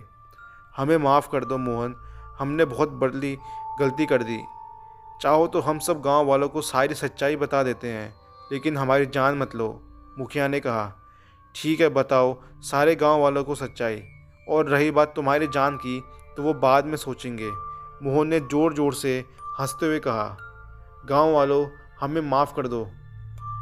जहां किसी की हमारे खिलाफ जाने की हिम्मत नहीं थी, वहां 20 साल पहले पहली बार हमारे परिवार से छोड़ किसी और को आप सबने सरपंच बना दिया था, और सारा प्यार इस मोहन पर ही लुटा रहे थे, और वो भी गांव के लिए अच्छे काम कर रहा था। हमें मोहन से नफरत होने लगी थी, क्योंकि वो एक आम आदमी था। मैंने और मेरे भाई ने मोहन को मार डालने का सोचा, और वैसे किया। खेत में बुलाकर उसे मार डाला, और फिर उसके नाम से सरकारी आवास से पैसे लिए, और अमन को जंगल में एक बरगद के पेड़ के नीचे दफना दिया, और गांव में ये खबर फैला दी कि मोहन पैसे लेकर भाग गया। लेकिन असल में तो हमने ही उसे मार डाला था, और ये बात किसी को पता नहीं थी। फिर अचानक ही हमारे सपनों में अमन आने लगा, हमें परेशान करने लगा। तो हमने पंडित जी की मदद लेकर एक मंत्रित धागे से मोहन की आत्मा को उस बरगद के पेड़ में कैद कर दिया। जब पंडित जी को पता चला ये हमने खून किया है, तो उन्होंने अमन की हत्या को कैद कमरे से मना किया, और गांव वालों को भी ये बात बताने को कही। लेकिन हमने उसके परिवार वालों की गर्दन पर छुरी रख दी, तो उसे मजबूरी में हमारा ये काम करना ही पड़ा। तब से मोहन वहाँ कैद था। उसे किसी जंगली जानवर ने नहीं मारा था, हमने मारा था, मुखिया ने रोते हुए कहा। तू भी तो एक जंगली जानवर ही है, जो इतना घिनौना अपराध किया तुमने मेरे सबसे अच्छे दोस्त को मुझसे दूर कर दिया, मार डाला उसे। तुम्हें भी उसकी सज़ा मिलनी ही चाहिए, वामन के पिताजी ने कहा। हाँ, इन्हें तो मैं जान से मार डालूंगा, बहुत बुरी मौत दूंगा इन दोनों को। पंडित, तुझे मैंने इंसाफ माफ़ कर दिया, क्योंकि कोई भी अगर मेरे परिवार के किसी सदस्य की गर्दन पर छुरी रखता, तो मैं भी वही करता जो आज तूने किया। तुझे तो मैंने माफ़ कर दिया, लेकिन इसे नहीं करूँगा। मोहन ने उन दोनों को गुस्से से लाल आंखों से देखते हुए कहा। नहीं चाचा, अगर आप भी उनकी तरह ही करेंगे, तो आप में और उन जानवरों में फ़र्क ही क्या रहेगा। हम उन्हें कल ही पुलिस के हवाले कर देंगे। उन्होंने सबके सामने अपना जुर्म भी कबूल किया है, और सुना है आपने हमारे गांव के लिए बहुत कुछ किया है। तो आज से आपकी बूढ़ी माँ और पिताजी का हम सब मिलकर ख्याल रखेंगे। क्यों गांव वालों, सही कहा ना? वामन ने कहा, तो सबने हाँ कहते हुए अपनी गर्दन हिलाई। अचानक ही मोहन की आत्मा वहाँ से गायब हो गई। अगले दिन मुखिया और उसके भाई ने कोर्ट में अपना गुनाह कबूल किया, और उन्हें उम्र कैद की सज़ा सुनाई गई।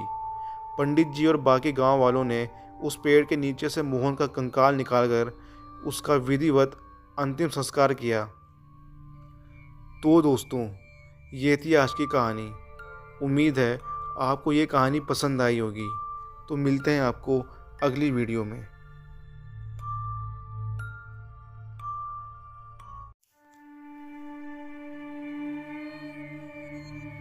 तुषार को आज बारिश के चक्कर में ऑफिस से निकलने में काफ़ी देर हो गई थी। वैसे तो वो लोकल ट्रेन पकड़कर ही घर जाता था, लेकिन आज तो ऐसा लग रहा था जैसे किसी आखिरी लोकल भी छूट जाएगी उसकी। दौड़ता दौड़ता प्लेटफार्म की फुटओवर ब्रिज की सीढ़ियों से नीचे उतर रहा था वो, और उसकी ट्रेन हॉर्न देते हुए उसकी आंखों के सामने बढ़ रही थी। ट्रेन रफ्तार पड़े इससे पहले ही आखिरी डब्बे में किसी तरह तुषार चढ़ गया। रोज़ ज़िंदगी की भाग दौड़ कभी कभी कितनी भारी हो जाती है कि उसको अक्सर ऐसे ही समझ आता था। दरवाजे पर खड़े होकर हाँफते हाँफते उसने अपनी सांसें वापस खींची, और फिर जाकर रोज़ वाली सीट के कोने में खिड़की के पास बैठ गया। बाहर बरसात हो रही थी। गर्मी में ऐसी ठंडी हवा और बरसात की बूंदें उसे और उसकी रूह को सुकून दे रही थी। रह रहकर बिजली का चमकना और कभी अचानक ज़ोर से बादल का गरजना। ट्रेन को पकड़ने के बाद उसे उतना बुरा नहीं लग रहा था जितना उसे उस बारिश में ट्रेन को पकड़ने से पहले लग रहा था। अचानक इस सुकून भरे माहौल में उसका सुकून एक ख्याल से टूटा। जब उसने नज़र घुमाकर देखा तो पूरा का पूरा कंपार्टमेंट खाली पड़ा था। सिर्फ अकेला तुषार ही था उस आखिरी डिब्बे में। शायद बारिश की वजह से ज़्यादातर लोग जल्दी ही निकल गए होंगे। आज इसीलिए डब्बा खाली था। बैठे बैठे कुछ ही देर में तुषार की आंख लग गई। वो ट्रेन एक स्टेशन पर रुकी और 2 मिनट के बाद चलने लगी। चलती हुई ट्रेन में एक पल को तुषार की आंख खुली तो देख पूरा डब्बा लोगों से खचाखच भरा था। एक स्टेशन से अचानक इस वक्त इतने सारे लोग, ये सवाल, इतनी थकान और ऐसे मौसम उससे बहुत छोटा लग रहा था। उसने दोबारा आंखें बंद की और सोने को चला। ट्रेन में ही सफ़र करते करते जब दोबारा आंख खुली तो देखा फिर से पूरा का पूरा डब्बा खाली था। बीच में तो कोई स्टेशन भी नहीं आया था, तो फिर वह पूरी की पूरी भीड़ आखिर गई तो गई कहाँ। यही सोचते सोचते जब उसने नज़र घुमाई तो बीड़ी की महक आई और ना धुएं का एक गुब्बार उसकी आंखों के सामने आया। उसने देखा कि दूसरी तरफ मुंह करके एक आदमी बीड़ी पी रहा था। तुषार ने उससे पूछा, अभी तो पूरा डब्बा भरा पड़ा था, अचानक खाली कैसे हो गया? तो वो आदमी बोल पड़ा, 20 साल से इसी डब्बे में जाता हूँ, 12 बजे के बाद। बाबूजी, इंसान घुसने से तो क्या, परिंदा पर मारने से भी डरता है। कहते हैं कि ये भूतिया डब्बा है। ये तुषार को ये बात बहुत ही बेतुकी सी लगी। उसने कहा कि भाई साहब, आप इतने यकीन से कैसे कह सकते हैं कि ये डब्बा भूतिया है? उस आदमी ने बीड़ी का एक लंबा सा कश खींचा और धुएं को छोड़ते हुए कहना शुरू किया, साल भर पहले मैं रात को इसी डब्बे में चढ़ा था। जिस स्टेशन पर अभी ट्रेन रुकी थी ना, वहीं से उस रात मेरे साथ जो हुआ मैं उसे कभी नहीं भुला पाया। उसने आगे बताना शुरू किया, साल भर पहले मैंने इसी स्टेशन से ट्रेन भागते हुए पकड़ी थी और इसी डब्बे में चढ़ा था। थकान बहुत थी और डब्बा खाली ही था, तो थोड़ा फैल कर मैं सो गया। कुछ देर बाद जब आँख खुली तो देखा एक आदमी मेरे सामने बैठा अखबार पढ़ रहा था। रात के तकरीबन 1 बजे कोई अखबार पढ़ता हुआ जाता तो नहीं था, मगर वो बड़ा लीन होकर अखबार पढ़े जा रहा था। उसका चेहरा पन्नों के पीछे छुपा हुआ था और मैं भी खिड़की के बाहर ही देख रहा था। तभी मैं मुड़ा और उसने भी पन्ना पलटने के लिए अखबार मोड़ा, और जैसे ही उसने अखबार मोड़ा तो मैंने उसका वो भयानक चेहरा देखा। टूटा हुआ अर्ध कुचला और उसके सर से बहता हुआ खून। ऐसा लग रहा था जैसे सिर मार मार कर एक तरफ से कुचलने की कोशिश की गई हो। आखिरकार इंसान ही हूँ मैं। मेरी आंखें बंद हो गई और चीख निकली। मैं चीखता जा रहा था और अचानक इस आदमी ने पकड़कर मुझसे कहा, अरे क्या हुआ भाई साहब, आप ठीक तो हैं? कुछ मदद चाहिए क्या आपको? मैंने आंख उठाकर देखा तो वो बिल्कुल ठीक था। एक खरोंच भी नहीं थी उसके चेहरे पर। उसने फिर से मेरा हाल देखकर, मेरी घबराई हुई सूरत देखकर कहा, ये लीजिए, पानी पी लीजिए, थोड़ी राहत मिलेगी। आप घबराए हुए लग रहे हैं। इतना सब कुछ देखने के बाद मुझे लगा शायद ये मेरा वहम ही होगा। मैंने शुक्रिया बोलकर उनसे पानी की बोतल ली। दरवाजे के पास जाकर मुंह पर पानी के छींटे मारने लगा। मुंह धोने के बाद मैंने 2 घूंट पानी पिया और चेहरे का पानी रुमाल से पूंछता हुआ अपनी सीट पर आकर बैठा तो एक बार फिर से मुझे झटका लगा, क्योंकि वो आदमी अब वहाँ नहीं था। मैं कुछ कहूँ या करूँ इससे पहले ही आवाज़ आई, अरे भाई साहब, अरे मैं यहाँ हूँ, गेट के पास में। मैं डरते डरते उसके पास उसकी बोतल देने गया और बोतल मेरे हाथ से लेने से पहले ही वो आदमी मेरी आंखों के सामने ही चलती ट्रेन से कूद गया। मैं 2 मिनट को वहाँ से हिल भी नहीं पाया, लेकिन फिर मैं खुद को संभाला और जाकर गेट के पास वाली सीट पर बैठा। मैं सोचने लगा और समझने की कोशिश कर रहा था कि आखिरकार ये सब हुआ क्या। तभी मेरे पीछे से आवाज़ आई, अरे भाई साहब, मेरी बोतल तो वापस दे दीजिए।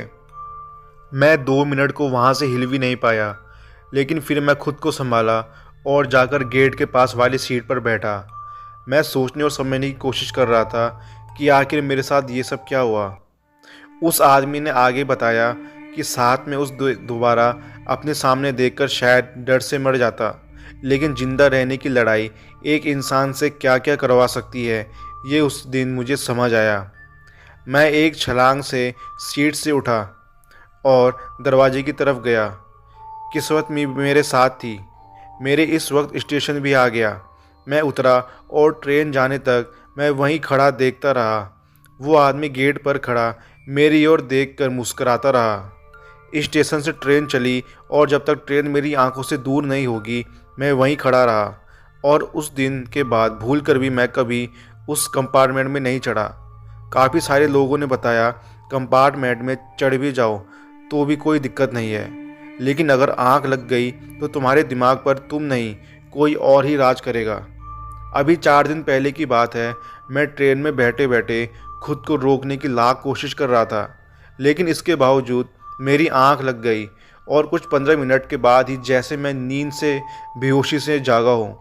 अपनी आंखें खोलकर सामने देखा तो फिर से एक आदमी सामने बैठा अखबार पढ़ रहा था। जाने क्यों मेरी आंखों के सामने वो 1 साल पहले वाला नज़ारा घूम गया। मुझे शायद मेरी मौत सामने दिखाई दी तो मेरी चीख निकल गई। मैं चिल्लाता हुआ गेट की ओर भागा, लेकिन चलती ट्रेन से कूद नहीं सकता था। मैं गेट के पास पहुंचा तो वो आदमी अखबार मोड़कर मेरे पास आया और कहा, भाई साहब कोई दिक्कत है क्या? आप बहुत घबराए हुए लग रहे हैं। ये लीजिए 2 घूंट पानी पी लीजिए। मैंने तुरंत अपने हाथ झटक से कहा, नहीं नहीं, आप दूर रहिए मुझसे, दूर रहिए। मुझे आपकी सहानुभूति या किसी भी पानी की ज़रूरत नहीं है। आप मुझसे ज़रा दूर ही रहिए। वो आदमी जो अभी तक एकदम ठीक था अचानक ही बोल उठा, बेवकूफ़, ये तेरी मदद करना चाहता है और तुझे इसमें भी डर लग रहा है। इतना सब कुछ अपनी आंखों के सामने देखकर और सुनकर मैं रोने वाला था कि उसने फिर कहा, डर तो मुझे भी लग रहा है। और इतना कहकर वो आदमी अपने सर के बाल यहीं इसी फर्श पर जोर से गिरा पड़ा। खून की एक तेज़ धार उसके सिर से फूटकर निकली और निशान अभी तक थे इसी ट्रेन में उस तरफ। उसके बाद 2-3 बार जोर से अपने सर को फर्श पर पटक पटक कर मारा। उसके बाद वो उठा और मेरी तरफ हंसते हुए देखकर बोला, साल भर पहले मैंने ही अखबार मोड़ा था तेरे सामने। मेरी शक्ल याद है तुझे? ऐसी फटा हुआ था ना मेरा सर। मैं जैसे किसी पत्थर की तरह मूरत बन गया था। बोलते ही क्या कि उसने अचानक दोबारा मुस्कुराते हुए कहना शुरू किया, अब देख, पूरा सिर खोल दूंगा मैं इसका। उसके बाद वो सिर को गेट के पास लोहे की पोल पर मारता गया और जब तक आंखें उसके सूझकर छोटी ना हो गई। और फिर छलांग लगाकर वो ट्रेन से कूदकर बाहर खंभे से टकराकर उसकी चीख मेरे कान में आई, जो अभी तक गूंज रही है। उस आदमी ने अपनी कहानी और अपनी आपबीती बताना ख़त्म ही की थी कि तुषार के चेहरे पर अजीब सी मुस्कुराहट आई और उसने कहा, कहानियाँ बहुत अच्छे से सुनते हैं आप। वैसे ये तो 4 दिन पहले की बात थी जो आपके साथ हुई। कल तो आप इस ट्रेन में सफ़र नहीं कर रहे थे ना? कल मैं था इस ट्रेन में और कल मैं मेरा था इसी डब्बे में। उस आदमी पर जैसे तुषार की बात का कोई असर नहीं हुआ। उसने हंसते हुए कहा, चलती लोकल में लोगों को डराने का बहुत अच्छा तरीका है ये। वैसे तुषार जी, आप भूल रहे हैं कि आज इस ट्रेन के डब्बे में आप अकेले थे। आँख आपकी लगी थी, वो भीड़ भी आप ही को दिखाई दी और फिर आप ही के सामने वो भीड़ गायब भी हो गई। तुषार की आंखें उस आदमी की कही हर बात की तरफ चौड़ी होती जा रही थी। तुषार जैसे मिट्टी का पुतला सा बन गया था और बीड़ी पीते हुए मुस्कुराते हुए उस आदमी को देखे जा रहा था। उसकी ये जगती हुई बेहोशी टूटी जब एक दूसरी ट्रेन अपना हॉर्न बजाते हुए जोर से बगल वाली पटरी से गुजरी। तुषार तुरंत उठकर गेट तक गया। डर के मारे उसका हलक सूख गया था। बैग से पानी निकालकर उसने 2 घूंट पानी पिया और फिर वापस अपनी सीट की ओर देखने जा ही रहा था जहां अब से 2 मिनट पहले एक आदमी उसे अपनी आप बीती सुनाए जा रहा था। तुषार उसकी ओर देख ही रहा था कि तभी उसका फ़ोन वाइब्रेट हुआ। तुषार की आंखों में डर छा चुका था। उसने आंखें उठाकर वापस उसी सीट की ओर देखा जहां अब से कुछ ही देर पहले दोनों बैठे बातें कर रहे थे। तो वहां दिखाई तो कोई नहीं दिया, लेकिन एक ज़ोर की आवाज़ हुई जिसने तुषार की दिल की धड़कन को लगभग रोक ही दिया था। आवाज़ ऐसी थी जैसे कोई लोही को पीट रहा हो। पहले आवाज़ तो इस सीट पर हुई थी, लेकिन फिर आवाज़ें ऐसी लग रही थी जैसे कोई एक एक करके सीट को मारता हुआ आगे जा रहा है। डर से तुषार के पैर लोकल ट्रेन के डब्बे पर जैसे चिपक ही गए थे। उसने गेट के पास वाला लोहे का पुल जोर से पकड़ लिया। वो आवाज़ जो भी कर रहा था वह तुषार के बेहद नज़दीक था। तुषार को कुछ दिखाई नहीं दे रहा था। तुषार को एक ही सेकंड में जैसे किसी ने उठाकर पटक दिया।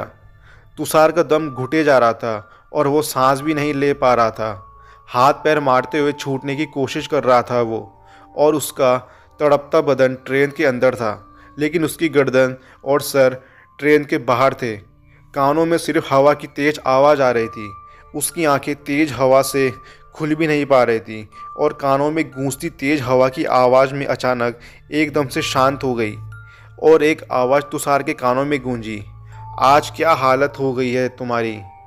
तुझे बिजनेसमैन कहलाने का, बड़ी बड़ी गाड़ी, ऑफिस सब लूट गया ना तेरा।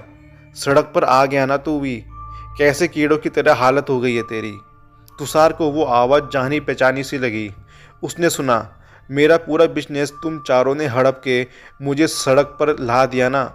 इसी ट्रेन से कूदकर जान देने से पहले मैंने 40 साल पहले कसम खाई थी कि तुम चारों को भी इसी लोकल ट्रेन में लाकर मारूंगा।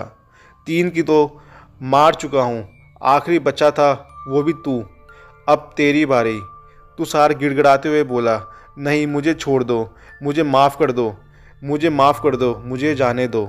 इतना कहकर उस परछाई ने तुषार को ट्रेन से बाहर फेंक दिया और लोहे के उस पोल से उसका सर टकराकर तुषार की वहीं मौत हो गई। और एक गहरी चीख के साथ सब कुछ शांत हो गया। तो दोस्तों, ये थी आज की कहानी। उम्मीद है आपको ये कहानी पसंद आई होगी। तो मिलते हैं आपको अगली वीडियो में।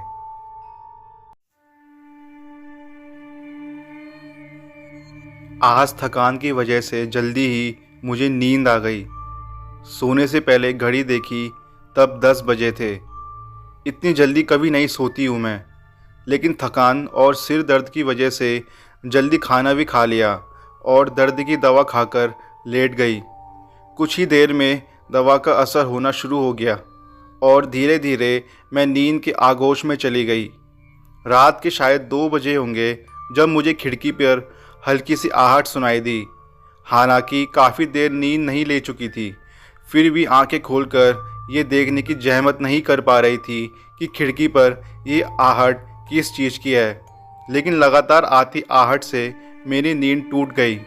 खिड़की पर किसी के होने का सवाल ही नहीं उठता, क्योंकि मेरा कमरा दूसरी मंजिल पर है। पहली मंजिल पर पापा मम्मी का कमरा है और ड्राइंग रूम भी। दूसरी मंजिल पर एक गेस्ट रूम है और एक मेरा कमरा।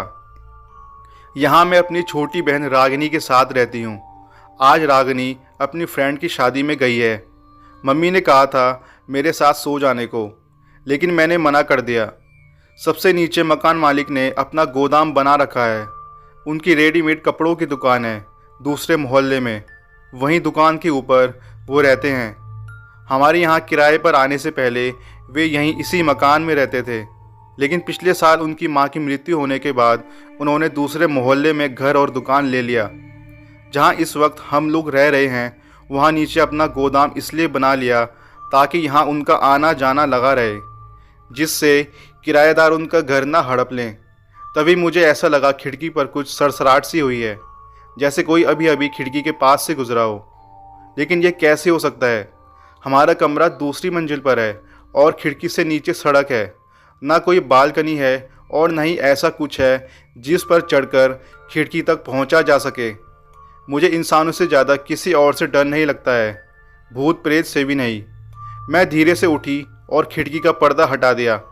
तभी मुझे ऐसा लगा जैसे खिड़की के पीछे से एक साया हटा है, लेकिन इतनी ऊपर कोई कैसे हो सकता है। मैंने खिड़की खोली, लेकिन वहाँ कोई नहीं था। होता भी कैसे, इतनी ऊपर सड़क से कोई कैसे आ सकता है। मैंने सिर को हल्का सा झटका दिया और खिड़की बंद करके बिस्तर पर आ गई।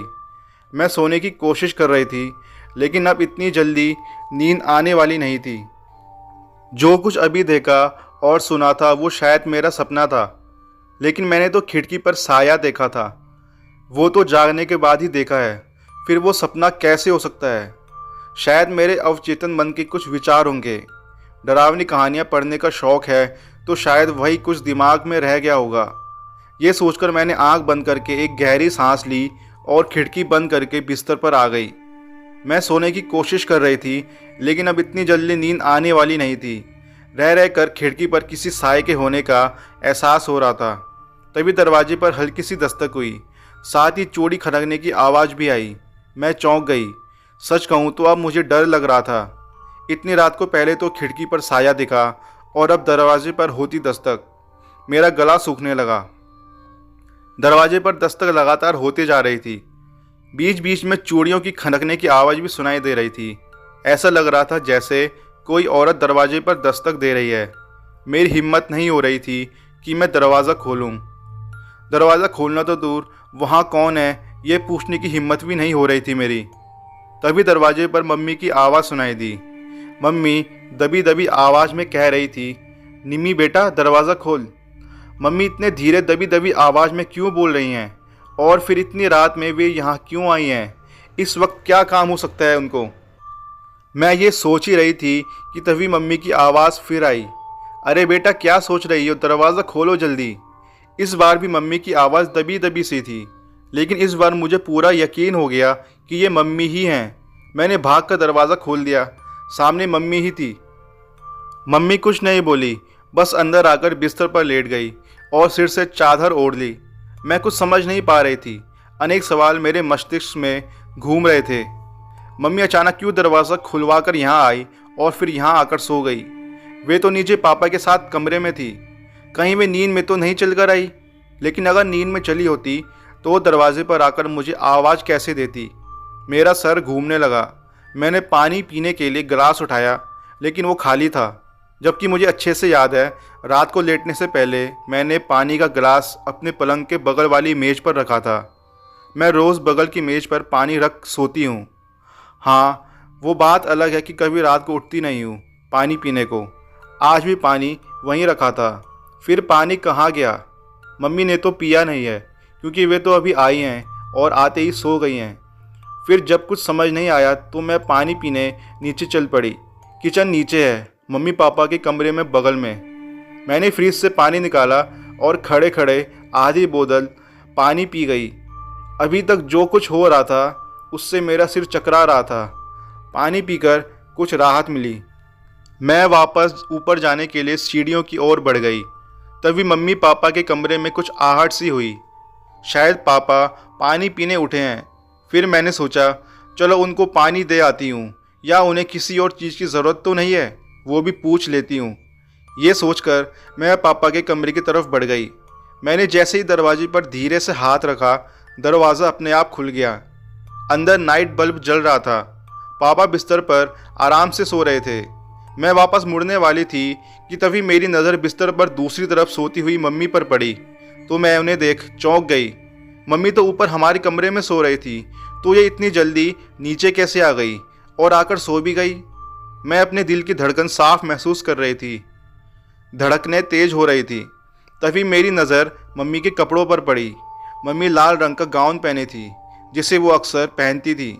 मुझे याद आया कि मम्मी जब ऊपर आई थी तो वो सफ़ेद गाउन पहने थी। इतनी जल्दी गाउन कैसे बदल गया? मेरे माथे पर पसीने के बूंदें साफ देखी जा सकती थी। मैं वापस अपने कमरे में जाने के लिए तेज़ी से सीढ़ियाँ चढ़ने लगी। मैं इतनी तेज़ी से ऊपर आई थी कि मेरी सांसें तेज़ तेज़ चलने लगी। ऊपर आकर मैंने सांसों को कंट्रोल किया और अपने कमरे की ओर बढ़ गई। कमरे का दरवाज़ा मैं चिपका कर गई थी, लेकिन दरवाज़ा खुला था और उसमें बाकायदा स्टॉपर लगा था। मुझे विश्वास हो गया कि मम्मी ही मेरे नीचे जाने के बाद यहाँ से गई होंगी और अपने कमरे में सो गई होंगी। अब मुझे कुछ इत्मीनान सा हुआ। मेरा डर कुछ हद तक ख़त्म हो गया और शायद इसीलिए मेरे दिमाग से मम्मी के कपड़ों वाली बात भी निकल गई। लेकिन अभी कुछ और था जो कमरे में मेरा इंतज़ार कर रहा था। मैं कमरे में जैसे ही घुसी, एक बहुत तेज़ खुशबू का झोंका मेरी नाक से टकराया और कमरे में बहुत तेज़ हवा चलने लगी। जो खिड़कियां मैं बंद करके गई थी वो खुली हुई थी और हवा वहीं से आ रही थी, लेकिन खुशबू यहीं कमरे तक सीमित नहीं थी। कमरे की लाइट बंद थी, लेकिन खिड़की से आती चांद की रोशनी कमरे में देख सकने के लिए पर्याप्त थी। बिस्तर पर कोई नहीं था। मैंने लाइट जलाई। कमरे में सब कुछ पहले जैसा था। बस एक चीज़ बड़ी अजीब लग रही थी, वो था बिस्तर। जिस तरफ मैं लेटी थी वहाँ तो चादर पर सिलवटें पड़ी थी, लेकिन जिधर मम्मी लेटी थी उधर चादर ऐसी लग रही थी जैसे वहाँ कभी कोई लेटा ही ना हो। एक भी सिलवट नहीं थी वहाँ। ओढ़ने वाली चादर भी करीने से तह करके रखी थी। मेरी आंखें कुछ सोचने वाले अंदाज में सिकुड़ गई। मैं सोचने लगी कि कुछ देर पहले मम्मी यहाँ लेटी थी और वे मेरे पीछे तुरंत ही पापा के कमरे में पहुँच गई। इतनी जल्दी उन्होंने अपनी तरफ का बिस्तर इतने करीने से कैसे कर लिया? मैंने अपने विचारों को झटक दिया। घड़ी देखी तो 2:30 बज रहे थे। खिड़की से आ रही तेज हवा कुछ धीमी हो गई थी। मैं खिड़की बंद करके बिस्तर पर लेटने जा ही रही थी कि तभी याद आया कि कमरे का दरवाज़ा खुला है। मैंने दरवाज़ा बंद करने के लिए हाथ बढ़ाया ही था कि मुझे ऐसा लगा कि एक साया तेजी से भागकर गेस्ट रूम में गया है। मेरी चीख निकलते निकलते बची। एक बार फिर से मैं डर गई। मैंने कमरे में आकर तेजी से दरवाज़ा बंद कर लिया। मेरी धड़कनें तेज़ हो गई। इस बार पक्का यकीन हो गया कि ये सब मेरा भ्रम नहीं है। मैं बिस्तर पर लेट गई और सिर से चादर ओढ़ ली। तभी अचानक गेस्ट रूम में कुछ ऐसी आवाज़ें आ रही थी जैसे कोई सामान इधर उधर कर रहा हो। अब तो मैं नीचे भी नहीं जा सकती थी। दरवाज़ा खोलते ही वो साया अगर मेरे पास आ गया तो? ये सोचकर मेरा डर और बढ़ गया। मुझे समझ नहीं आ रहा था कि मैं क्या करूं। मैंने घड़ी में टाइम देखा, अभी सिर्फ 2:45 बजे थे, यानी कि अभी काफ़ी रात बाकी है। मैं सोने की कोशिश करने लगी। अब गेस्ट रूम से आने वाली आवाज़ें कुछ कम हो गई थी, लेकिन अभी तक जो भी घटा था वो चलचित्र की भांति मेरी आंखों के सामने घूमने लगा। तभी खिड़की पर वही साया फिर दिखाई दिया। मैंने खिड़की तो बंद कर दी थी, लेकिन पर्दा डालना भूल गई थी। मुझे अपने ऊपर बहुत गुस्सा आया, लेकिन अब क्या हो सकता था? अब मेरी हिम्मत नहीं थी कि उठकर खिड़की का पर्दा डालूं।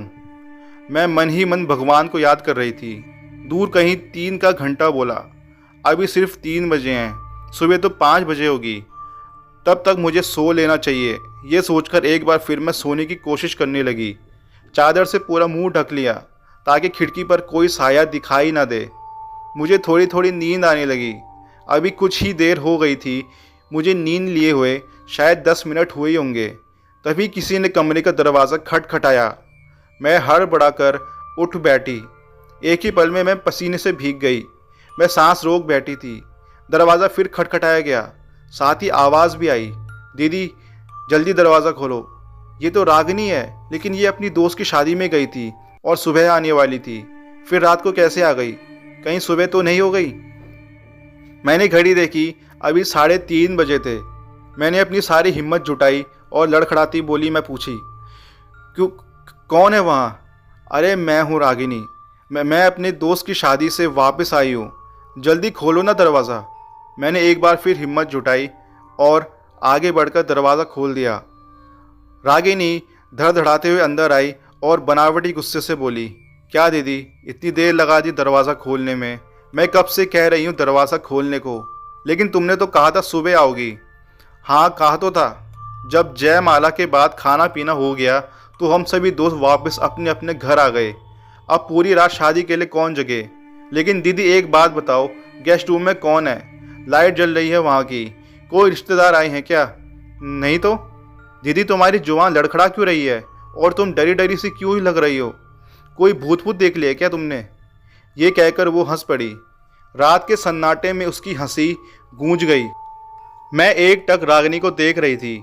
उसकी हंसी मुझे अंदर ही अंदर डरा गई। रागिनी ने अपना पसंदीदा नीला नाइट सूट उठाया और कपड़े बदलने के लिए बाथरूम में चली गई। उसके साथ में होने से मुझे एक बार फिर डर कम लग रहा था। मैं अब बिना डर के इत्मीनान से सोना चाहती थी, इसलिए मैं कमरे का दरवाज़ा जाने के लिए उठी। मैंने दरवाज़ा बंद करने से पहले झांक कर गेस्ट रूम में देखा। अब वहाँ लाइट नहीं जल रही थी। ये कैसे हो सकता है?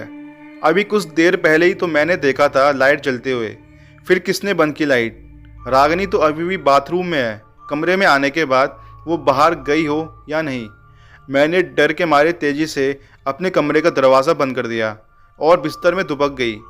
एक बार फिर मैंने चादर मुंह से ढका और सोने की कोशिश करने लगी। तभी रागिनी एक गाना गुनगुनाते हुए बाथरूम से निकली।